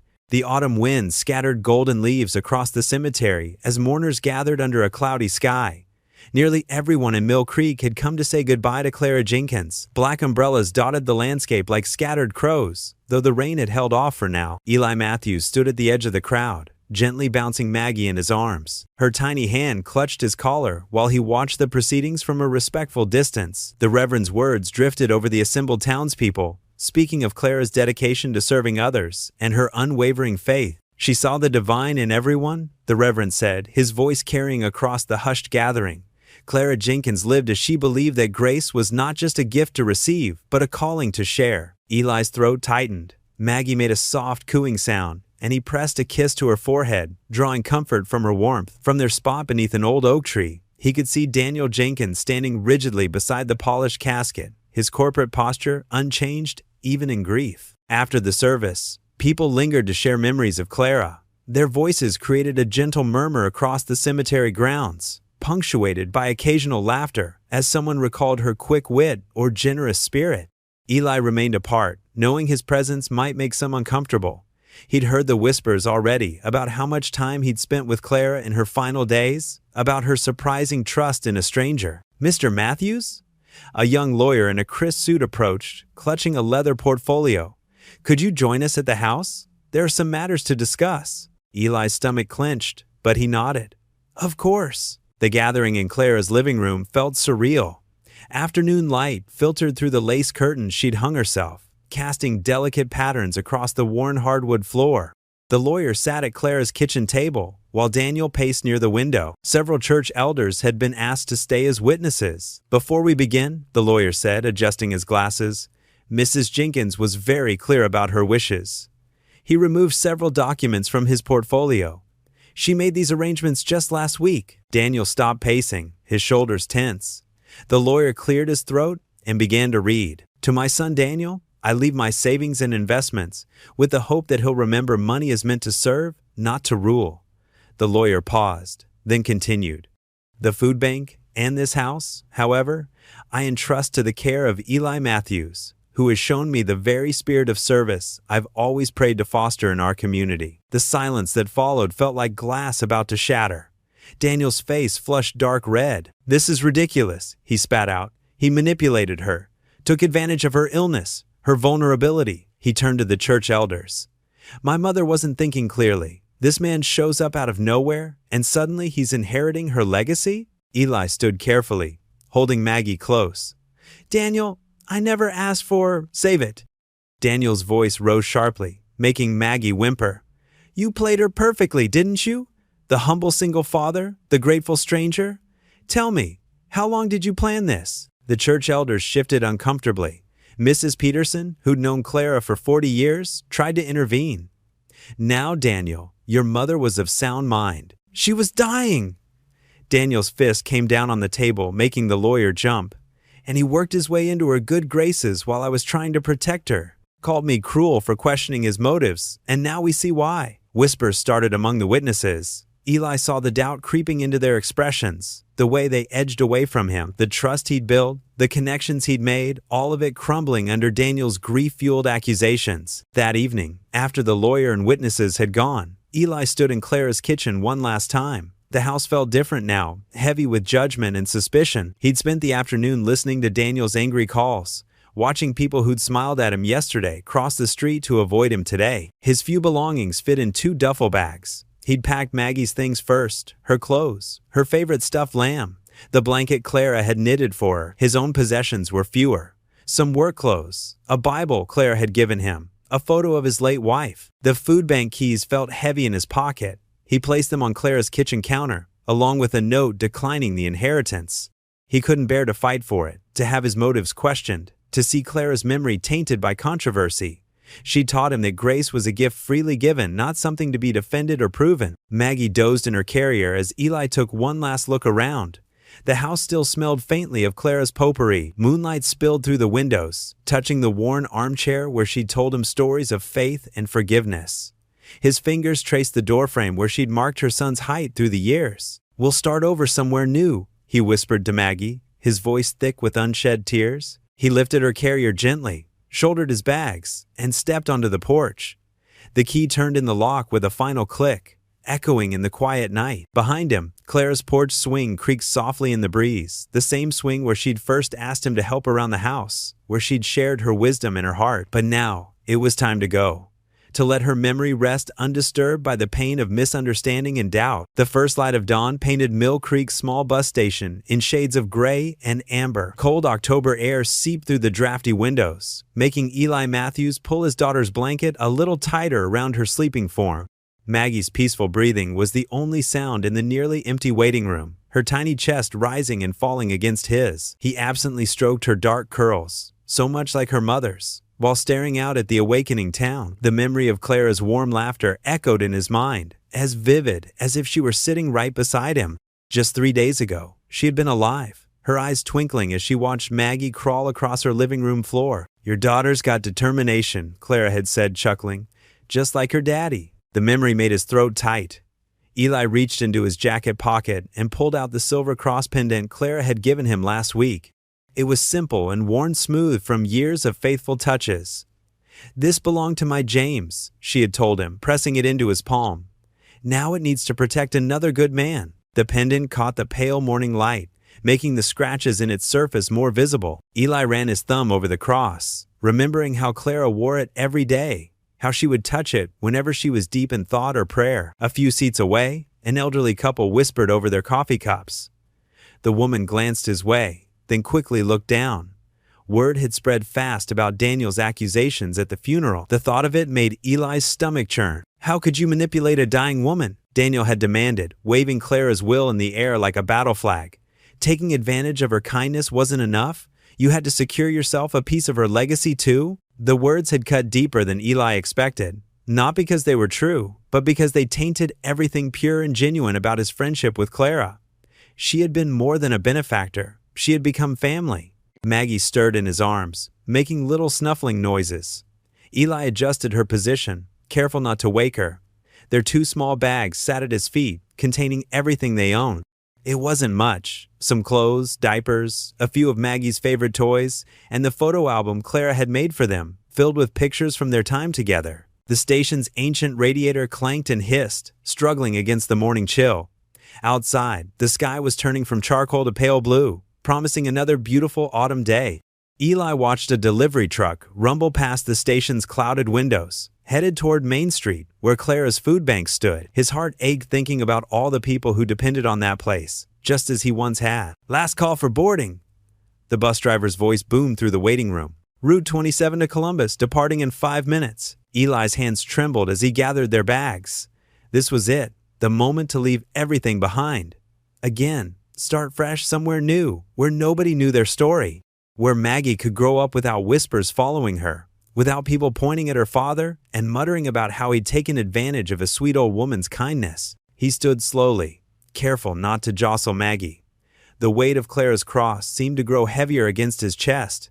She had trusted him with so much, her friendship, her stories, her legacy. Walking away felt like betraying that trust, no matter how impossible staying seemed. The bus driver appeared in the doorway, checking tickets.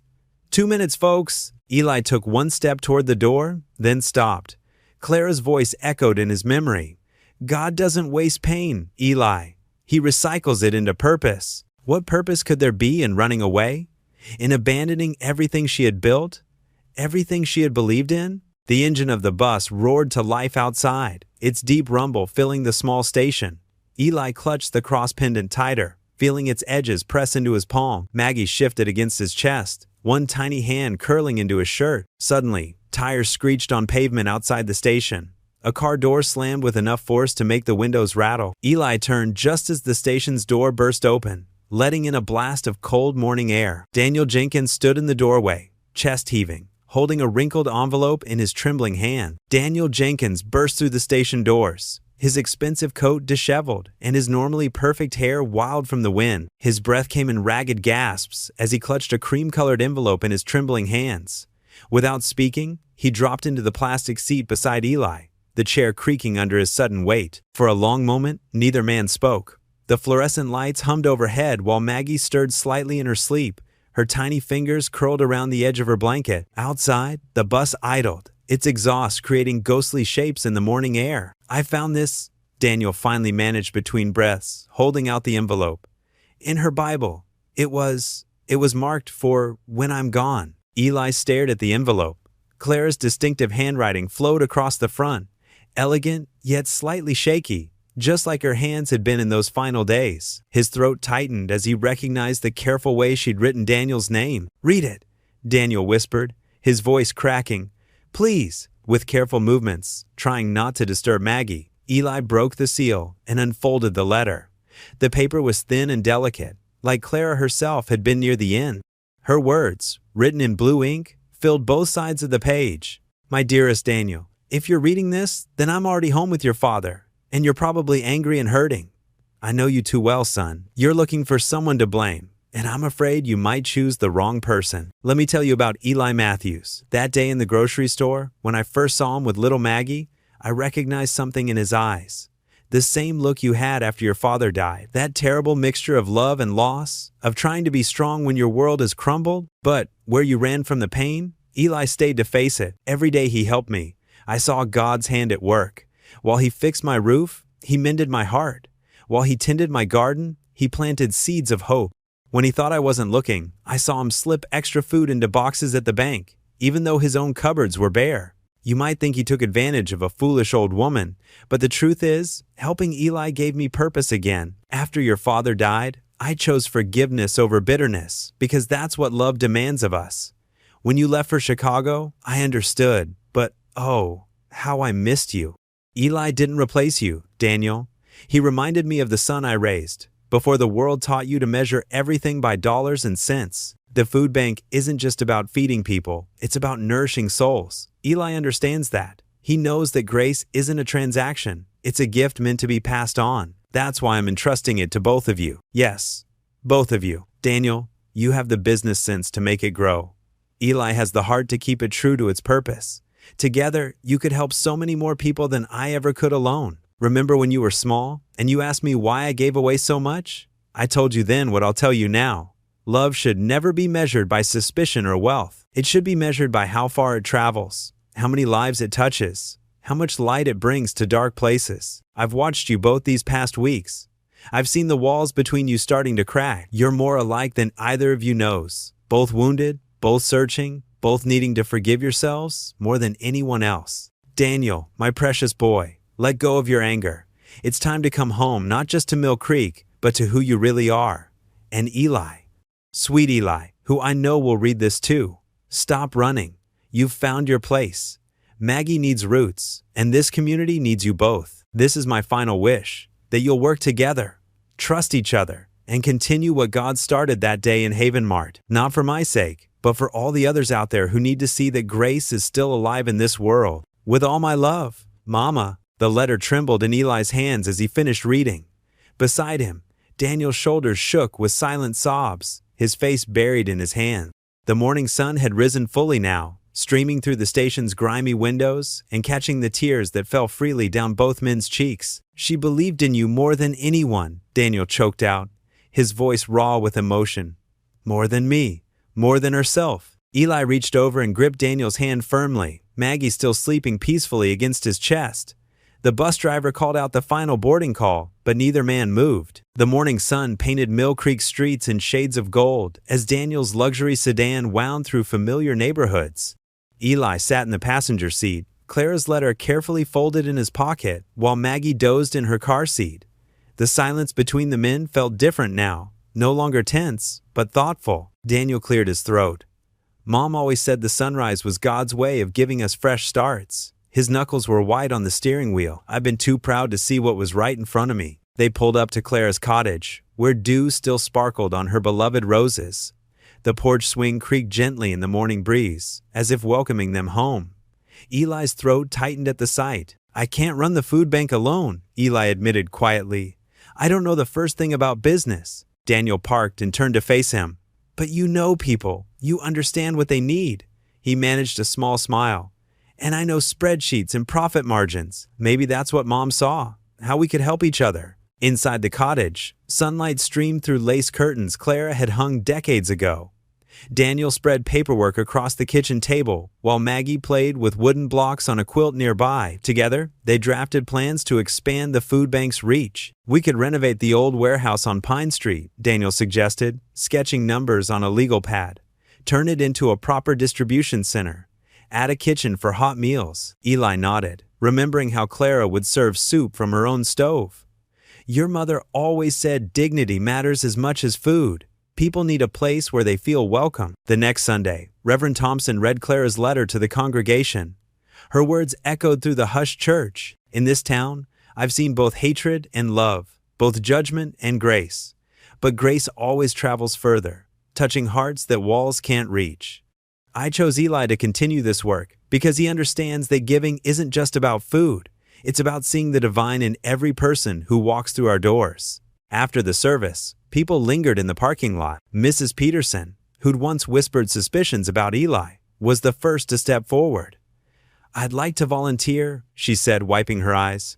"Clara was right about so many things." Others followed. By sunset, a sign-up sheet for volunteers was filled with familiar names. The town's carpenter offered to help with renovations. The high school shop class volunteered to build shelving. The quilting circle promised to make baby blankets for new mothers. Over the next weeks, the old warehouse transformed. Daniel hired contractors to repair the roof and install industrial kitchen equipment. Eli worked alongside volunteers to paint walls and arrange donations. The space slowly took shape, bright and welcoming, just as Clara would have wanted. Every morning, Eli arrived early to sort donations and stock shelves. He'd place Maggie in her playpen near the office, where she entertained visitors with her toothless grins. Daniel split his time between Chicago and Mill Creek, gradually shifting more of his business operations to his hometown. One afternoon, as Eli helped an elderly man carry groceries to his car, the man paused. "You know," he said, "I used to think Clara Jenkins was just a soft-hearted fool, but now I see she was building something bigger than all of us." The grand opening of Clara's cupboard drew crowds from 3 counties. The mayor cut a ribbon while Daniel and Eli stood side by side. Maggie perched on Eli's hip, the new sign gleamed above them, simple letters in Clara's favorite shade of blue. Inside, the space hummed with activity. Volunteers in matching aprons restocked shelves and helped visitors fill carts. The kitchen served hot meals at round tables where strangers became friends. A wall of photos near the entrance showed Clara throughout her years of service, her gentle smile watching over it all. Mrs. Peterson manned the welcome desk, greeting each person by name. The high school students who'd built the shelves now ran a homework help program in the corner. Even Trent, the grocery store manager who'd once mocked Eli, stopped by with a donation and an awkward but sincere apology. Daniel worked the room in his suit and tie, but his corporate polish had softened. He knelt to help a child reach a box of cereal, straightened up with a genuine smile. When he caught Eli's eye across the room, they shared a look of understanding. This was Clara's real legacy. Late afternoon sun streamed through the windows as workers mounted the finishing touch, a banner above the entrance reading "Clara's Cupboard, where grace grows." Maggie's delighted giggles echoed from her playpen as she watched the activity, drawing smiles from everyone nearby. The banner caught the light just right, its letters glowing like a promise kept. Eli picked up Maggie and held her close, remembering Clara's words from what felt like a lifetime ago. "This isn't charity, son, it's grace." Now he understood exactly what she'd meant. The weeks flowed like a gentle stream, each day bringing new life to Clara's vision. Clara's cupboard hummed with activity, transforming from a simple food bank into the beating heart of Mill Creek. The old building, once dim and dusty, now gleamed with fresh paint and possibility. Eli stood behind the counter one morning, watching elderly Mrs. Peterson teach a teenage volunteer how to properly sort canned goods. "The expiration dates matter, dear," she explained, her weathered hands moving with practiced efficiency. "We want to give our families the very best." The floor creaked beneath his feet, the same boards where he'd once stood desperate and ashamed. Now, they felt like home. Maggie's playpen sat in the corner of his office, filled with donated toys and surrounded by the warmth of community love. She was growing faster than he could believe, her curious eyes taking in the constant flow of friendly faces. Daniel arrived each morning in his press suits, but by afternoon would roll up his sleeves to help unload delivery trucks. The transformation in him was remarkable. The hard edges of his corporate mask had softened into something genuine, something that reminded Eli of Clara's gentle strength. "These inventory sheets are a mess," Daniel said one day, but his eyes crinkled with amusement. "Mom would love this chaos, though. Remember how she used to say, 'Order is for angels, love is for humans'?" They finished together, sharing a knowing laugh. The challenges came in waves. The health department demanded new refrigeration units they could barely afford. Sometimes the shelves ran low, and Eli would pace at night, worried they'd have to turn people away. But solutions always seemed to appear, like the anonymous donor who provided industrial coolers, or the local farmers who started bringing fresh produce every Wednesday. "It's like she's still watching over us," whispered Sarah, one of their regular volunteers, after an unexpected grant approval came through. Eli just nodded, feeling the weight of Clara's cross pendant against his chest. The transformation wasn't just in the building or its services. Eli noticed it in himself, in the way he could now look people in the eye without shame, in how he learned to accept help as gracefully as he gave it. His old wounds began to heal as he helped others carry their burdens. Daniel's change was even more profound. Each Sunday, he'd slip quietly into the back pew of Clara's church, sometimes with tears running down his cheeks during the hymns his father once sang. After services, he'd linger, talking with elderly parishioners who remembered him as a boy. "I forgot what it felt like," Daniel admitted one evening as they closed up shop, "to be part of something bigger than myself, to believe in grace again." They developed a rhythm, these two unlikely partners. Eli handled the day-to-day operations, his natural empathy, drawing people in, making them feel safe enough to ask for help. Daniel's business acumen kept them afloat, his connections opening doors they hadn't known existed. The community responded in kind. Children started dropping by after school to do homework and help stock shelves. Local restaurants donated leftover food. The high school shop class built new shelving units. What had begun as one woman's act of kindness had bloomed into a tapestry of interconnected lives. "Your mama would be mighty proud," Pastor Roberts said one day, watching Daniel teach a young mother how to create a household budget. Daniel ducked his head, but Eli caught the smile he couldn't quite hide. Even the town gossips found better things to talk about. The same people who had once whispered about Eli's desperation now spoke of his dedication. They watched him bounce Maggie on his hip while coordinating volunteer schedules, saw how he remembered everyone's names and stories, noticed how he always made sure the elderly got rides home with their groceries. The evening light slanted golden through the windows as Eli finished closing up one night. The day's work was done. Shelves restocked, floors swept, tomorrow's donations sorted. Maggie had fallen asleep in her playpen, clutching the stuffed bear Clara had given her months ago. In the quiet, Eli's footsteps echoed as he walked to the front of the store. Clara's portrait hung there, her kind eyes watching over the space she'd helped create. Someone had placed fresh flowers beneath it that morning. They did that often now, these people whose lives she'd touched. He struck a match and lit the small candle they kept there, its flames steady in the growing darkness. The light caught the edges of her smile, making it seem almost alive. "We did it, ma'am," he whispered, his voice thick with emotion. The late afternoon sun cast long shadows across Daniel's restored farmhouse as Eli pulled into the gravel driveway, Maggie cooing softly in her car seat. The two-story white colonial stood proud against the autumn sky, its wraparound porch freshly painted, rocking chairs swaying gently in the October breeze. Eli lifted Maggie from her seat, adjusting her little pink sweater. "Look at that pretty house, sweet girl," he whispered, kissing her forehead. The screen door creaked open, and Daniel emerged, wearing jeans and a casual button-down shirt, a far cry from his usual business attire. "You made it," Daniel called out, his voice warm. He jogged down the porch steps, reaching for Maggie. "There's my favorite girl." The baby squealed with delight as Daniel swept her up, making airplane noises. Eli smiled, still amazed at how naturally the stern businessman had transformed into a doting uncle figure. "Thanks for having us over," he said, following Daniel up the steps. Inside, the house smelled of pot roast and fresh bread. Family photos lined the walls, younger versions of Clara and her husband Thomas, Daniel as a boy, moments frozen in time. Eli paused at a black and white wedding photo, struck by Clara's radiant smile and Thomas's proud stance. "Dad took forever to get that tie straight," Daniel said softly, coming up beside him. "Mom always said he was more nervous than she was that day." He cleared his throat. "Come on, dinner's almost ready. I've got Maggie's high chair all set up." The kitchen was warm and inviting, with modern appliances contrasting against the original hardwood floors. A pot bubbled on the stove, while fresh rolls waited in a basket on the counter. Daniel had set the table with care, proper plates, cloth napkins, even a small vase of wildflowers that reminded Eli of Clara's garden. "This is incredible," Eli said, helping Daniel settle Maggie into her high chair. "I didn't know you could cook." Daniel laughed, a touch of sadness in his eyes. "Mom taught me, actually. Before I left for college, I just forgot for a while. Seemed easier to order takeout in Chicago."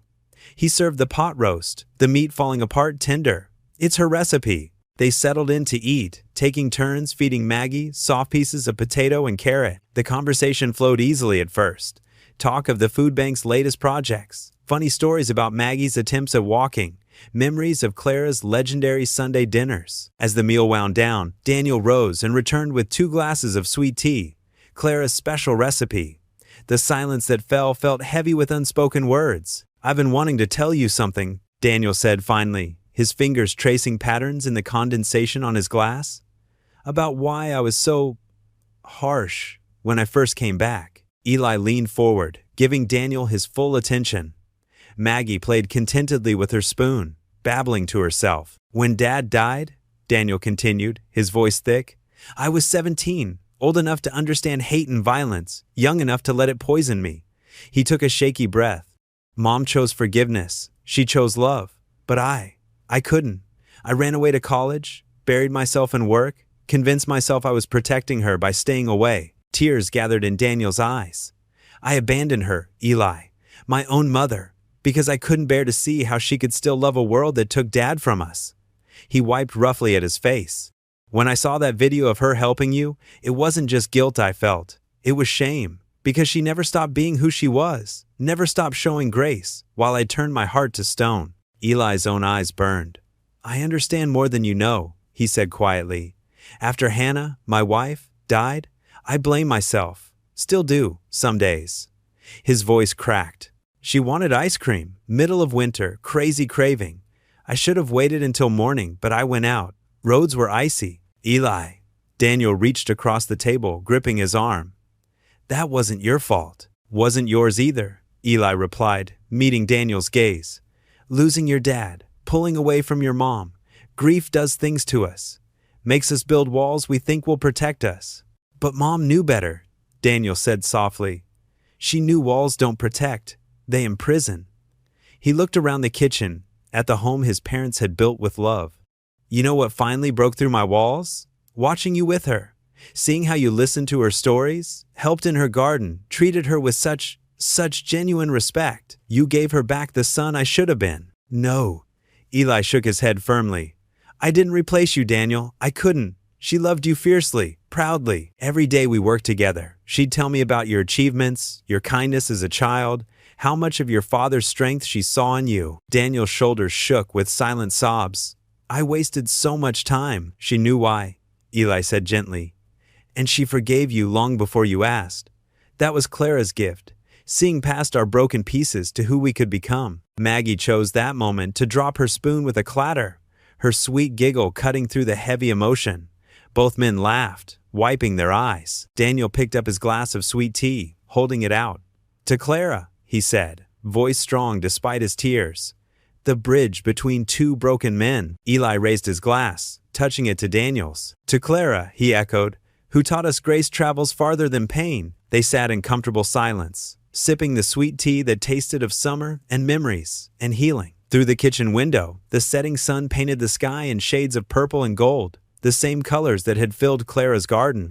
In her high chair, Maggie hummed a nonsense tune, her small hands reaching for both men who now shared more than just a borrowed mother's love. The September morning dawned bright and crisp over Mill Creek's town square.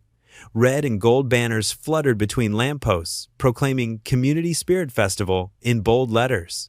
Volunteers bustled about, setting up folding chairs and hanging streamers, while the aroma of fresh coffee and baked goods wafted from food trucks lining Main Street. Outside Clara's cupboard, now expanded into the neighboring storefront, Eli adjusted Maggie's little yellow dress. At 18 months old, she toddled confidently beside him, clutching his finger with one hand and waving at passers-by with the other. "There's our star speaker," Mrs. Peterson called out, hurrying over with a clipboard. Her gray hair was tucked beneath a volunteer cap bearing Clara's cupboard's new logo, a simple heart with open doors.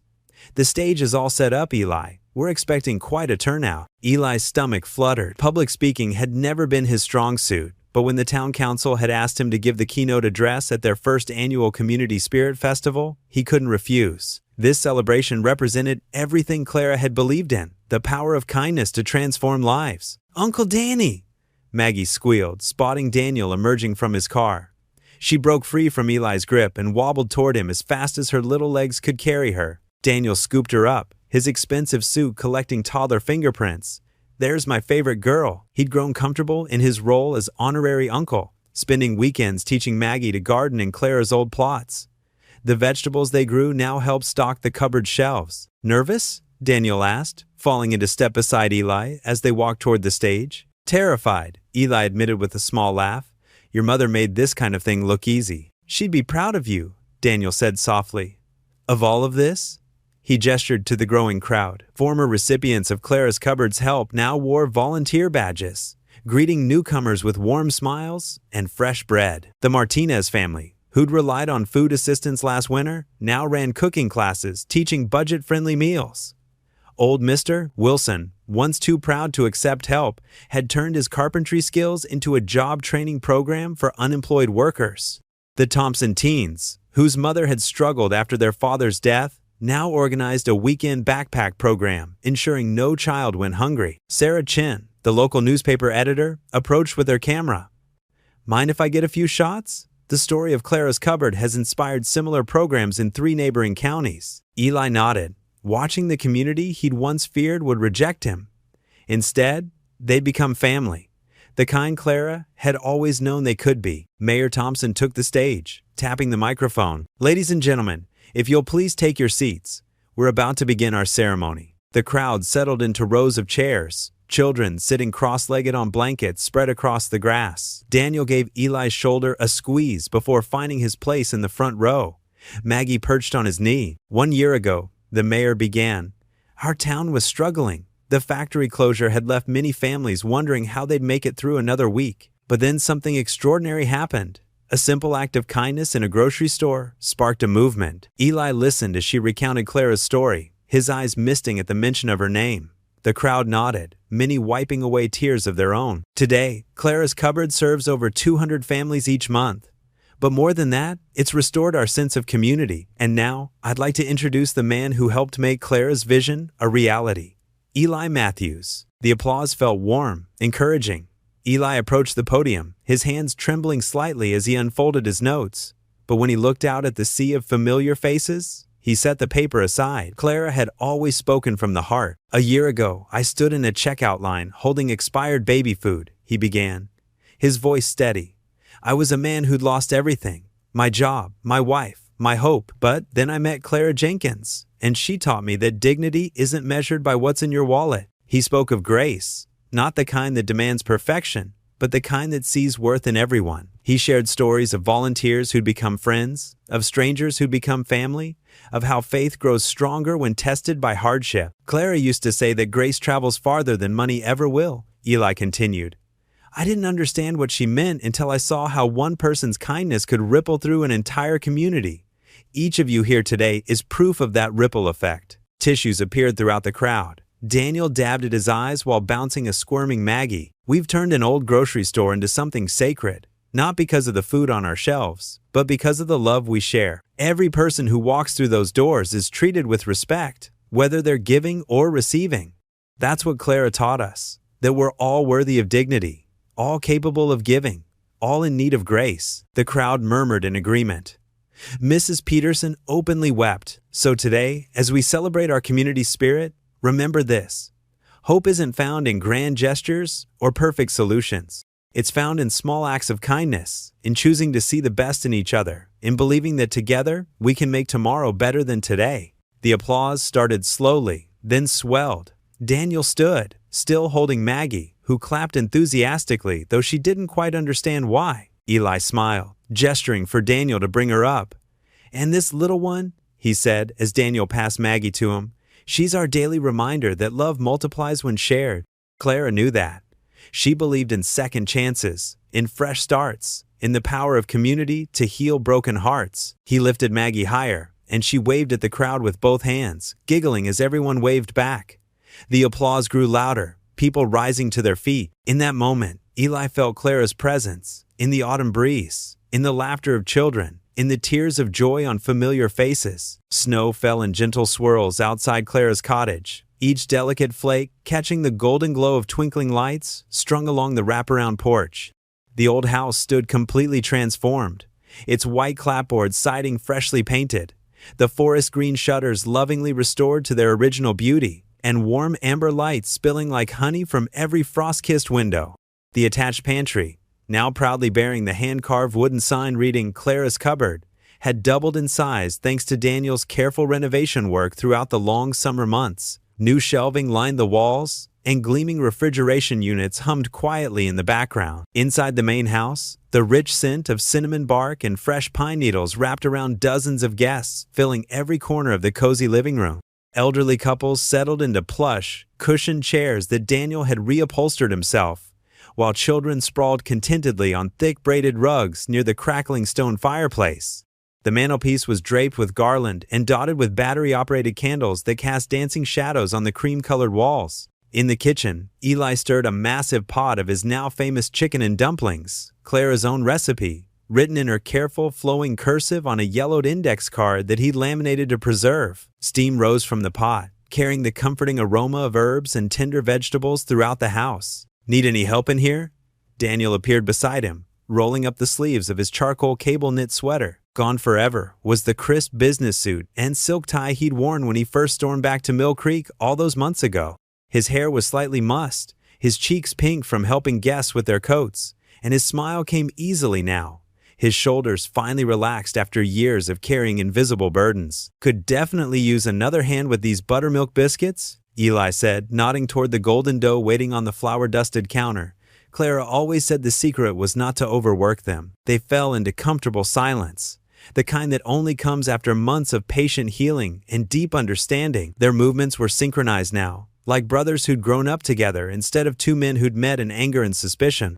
Through the wide kitchen doorway, they could see little Maggie toddling confidently between guests, her red velvet dress with its white lace collar making her look like a tiny Mrs. Claus. Her dark curls bounced with each determined step, and her infectious giggle drew smiles from everyone she passed. Mrs. Peterson, their oldest regular at the food bank and a widow of 40 years, scooped Maggie up for a cuddle, her weathered face lighting up with pure joy. "Oh, you sweet little angel," she cooed, settling into her favorite rocking chair with a child in her lap. "You know, I keep thinking about last Christmas," Daniel said quietly, his hands working to cut perfect circles in the soft dough. "I was still holed up in my Chicago penthouse, buried under spreadsheets and endless conference calls, alone with my takeout dinner and my pride. And I was." Eli paused, his throat tightening with the memory.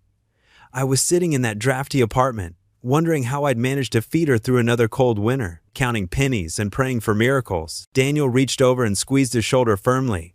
"Just look at us now, brother." The formal dining room had been completely transformed for the occasion. 3 mismatched tables had been pushed together and covered in crisp white tablecloths that Mrs. Henderson from the church had donated. The makeshift banquet table groaned under the generous weight of dozens of donated dishes.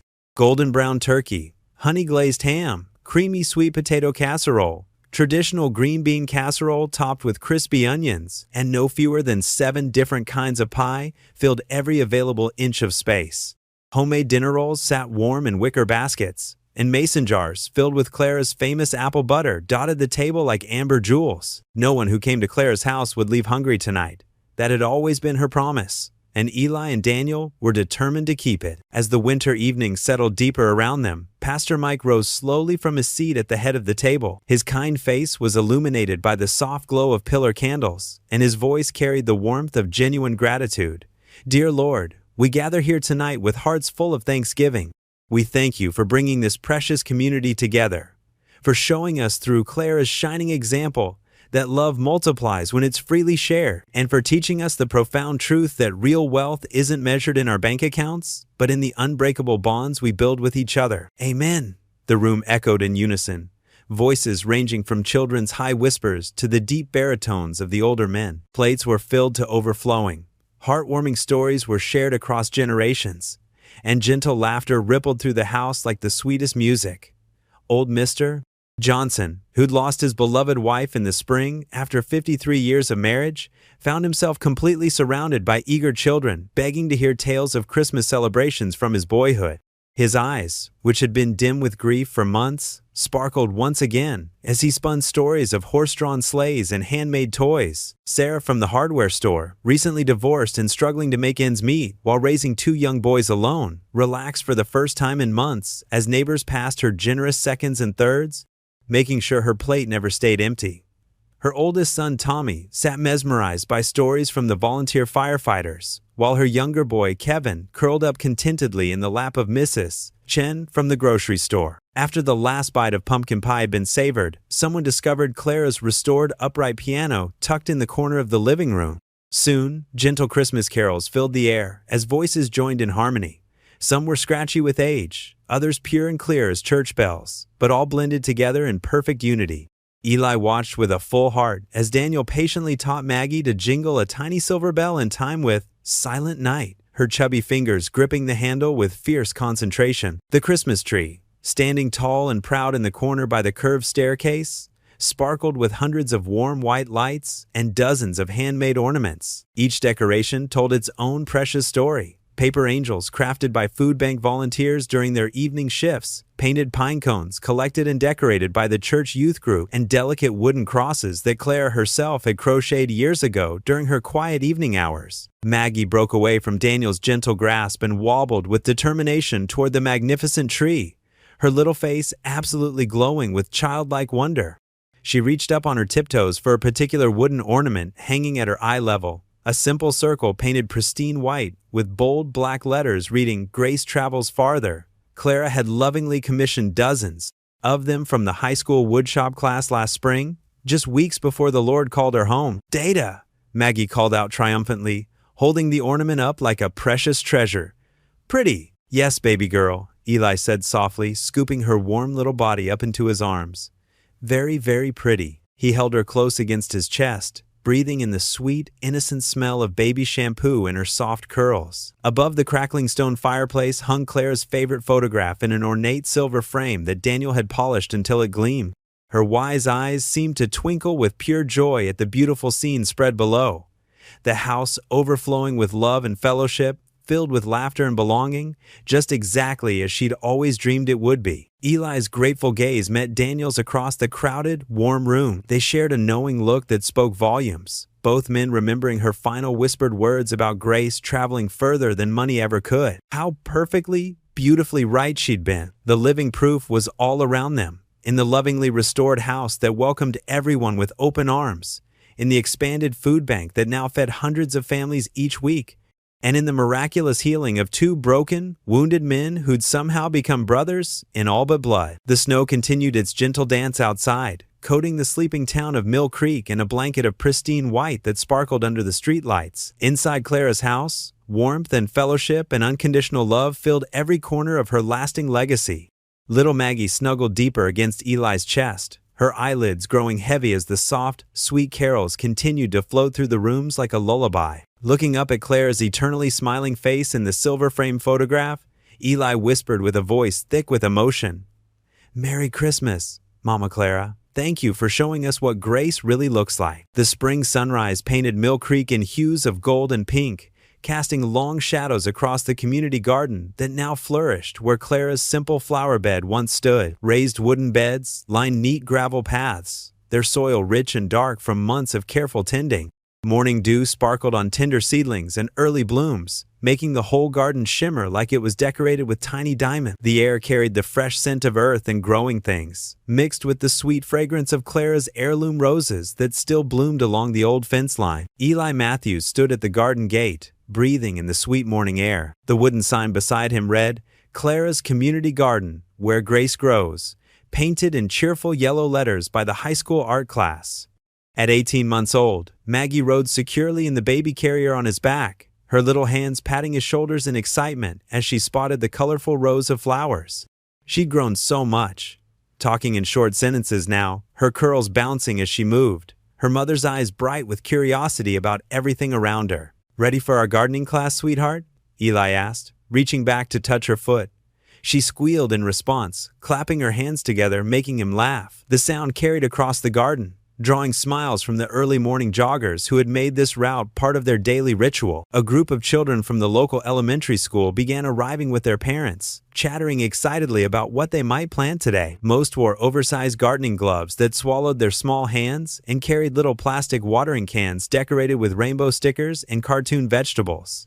They gathered around Eli like eager ducklings, some waving shyly at Maggie, who had become the unofficial mascot of Clara's cupboard. The youngest ones couldn't pronounce her name properly, calling her Magpie instead, a nickname that had stuck throughout the whole community. "Good morning, everyone," Eli called out, his voice warm and steady. The morning light caught the laugh lines around his eyes, evidence of how much his life had changed.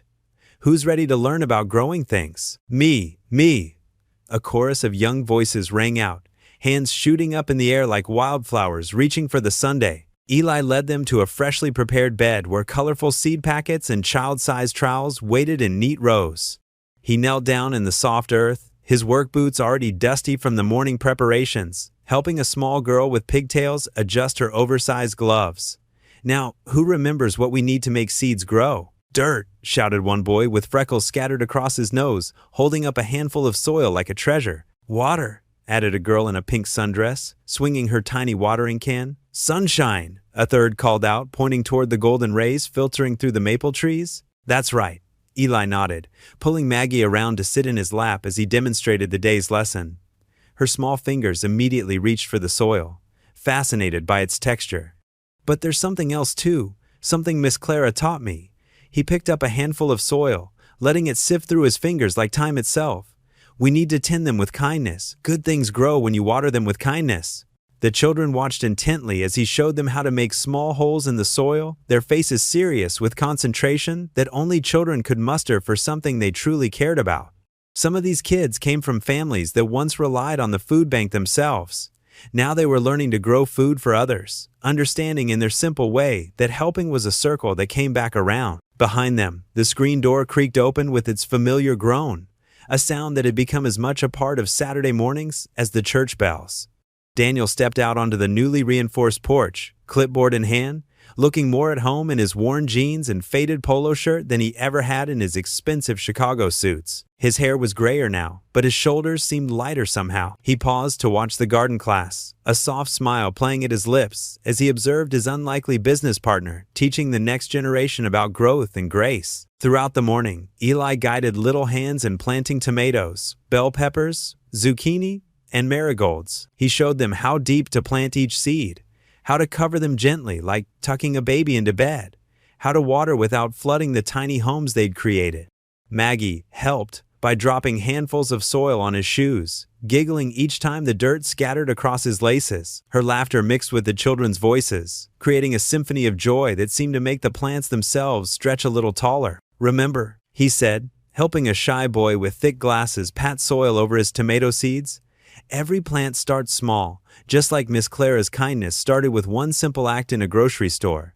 But look how it grew." He gestured around the garden, where volunteers were already beginning their morning routines, checking the irrigation system and harvesting vegetables for the afternoon distribution. The garden itself was proof of that growth. What began as a memorial project had blossomed into something bigger, a teaching space where children learned about nature, a gathering place where neighbors became friends, a source of fresh produce that fed hundreds of families each month. Local master gardeners volunteered their time on weekends, teaching canning classes in the summer and preservation techniques in the fall. School groups came for science lessons about soil and photosynthesis. Elderly residents found new purpose tending the flower beds, their weathered hands still capable of nurturing life. As the morning progressed, more community members arrived, carrying thermos bottles of coffee and paper bags of homemade muffins that filled the air with the scent of cinnamon and blueberries. They settled on the wooden benches that lined the gravel paths, chatting about the week's events and enjoying the spring warmth on their faces. Mrs. Peterson, now a regular volunteer who had traded her suspicious frowns for genuine smiles, set up the coffee station on the porch like she did every Saturday morning. Her famous oatmeal raisin cookies appeared in a basket covered with one of Clara's old tea towels. Around 10 o'clock, the church bells began their melodic chiming, calling the faithful to worship and blessing everyone else with their ancient song. Daniel walked over to where Eli was helping the children clean up their tools, showing them how to brush the soil off the trowels and hang them on the pegboard Daniel had installed last month. "Just got the monthly numbers from the main office," he said, his voice carrying quiet pride mixed with amazement. "We've officially helped 5,000 families since we started." 5,000, Eli. Can you believe that? The children might not have understood the significance of that number, but the adults nearby certainly did. 5,000 families meant 20,000 people or more. It meant children who went to bed with full bellies, parents who didn't have to choose between medicine and groceries, elderly folks who could afford both food and heat. Mrs. Peterson wiped her eyes with her flowered apron, remembering her own difficult months before she started volunteering. Someone started clapping, and soon everyone joined in, the sound echoing off the garden walls like gentle thunder. Eli stood slowly, overwhelmed by emotion, as he always was when confronted with the magnitude of what they'd built together. He remembered standing in that grocery store checkout line, holding his last few crumpled dollars, desperate to feed his daughter and too proud to ask for help. Now they were feeding thousands every month. Clara's legacy had multiplied beyond anything they could have imagined when she first whispered those words that changed everything. As the garden class wrapped up, parents collected their children, many stopping to sign up for next week's session on the clipboard Daniel held. Little voices promised to water their seeds at home and bring pictures of their progress. Daniel headed inside to start preparing for the afternoon food distribution, checking off items on his ever-present list. The garden settled into a peaceful lull, broken only by birdsong and the distant church bells calling people to worship. Eli lifted Maggie from the carrier, her little legs kicking happily as he settled her on his hip. She babbled about the flows and dirt, pointing at everything with the enthusiasm only toddlers could muster. Together, they walked to the porch swing, the same one where Clara had spent countless hours watching over her beloved community, where she'd shared stories and wisdom with anyone who needed to hear them. The chains creaked softly as they sat down, a sound as familiar now as Maggie's laughter, as comforting as coming home. The swing swayed gently as Eli held his daughter close, her warm weight against his chest, a reminder of all the reasons he kept going. From here, he could see the entire garden stretching out before them, the food bank entrance with its hand-painted sign welcoming all who needed help, and the steady stream of volunteers arriving for their Saturday shifts. Through the window behind them, Clara's portrait caught the morning light, her kind eyes and gentle smile watching over it all like a guardian angel who had never really left. Eli pressed a kiss to Maggie's curls, breathing in her baby scent mixed with garden soil and spring air. His heart felt full of gratitude and peace, emotions that had once seemed impossible in the darkest days after Hannah's death. "We're home, baby girl," he whispered against her hair, his voice thick with emotion. "We're finally home. What would you do if you were in their place?" Comment your answer below and let's see how you'd rewrite the ending. If you enjoyed the story of Eli Matthews, I handpicked the next story that you will enjoy. Please don't miss this one. Click here to watch it.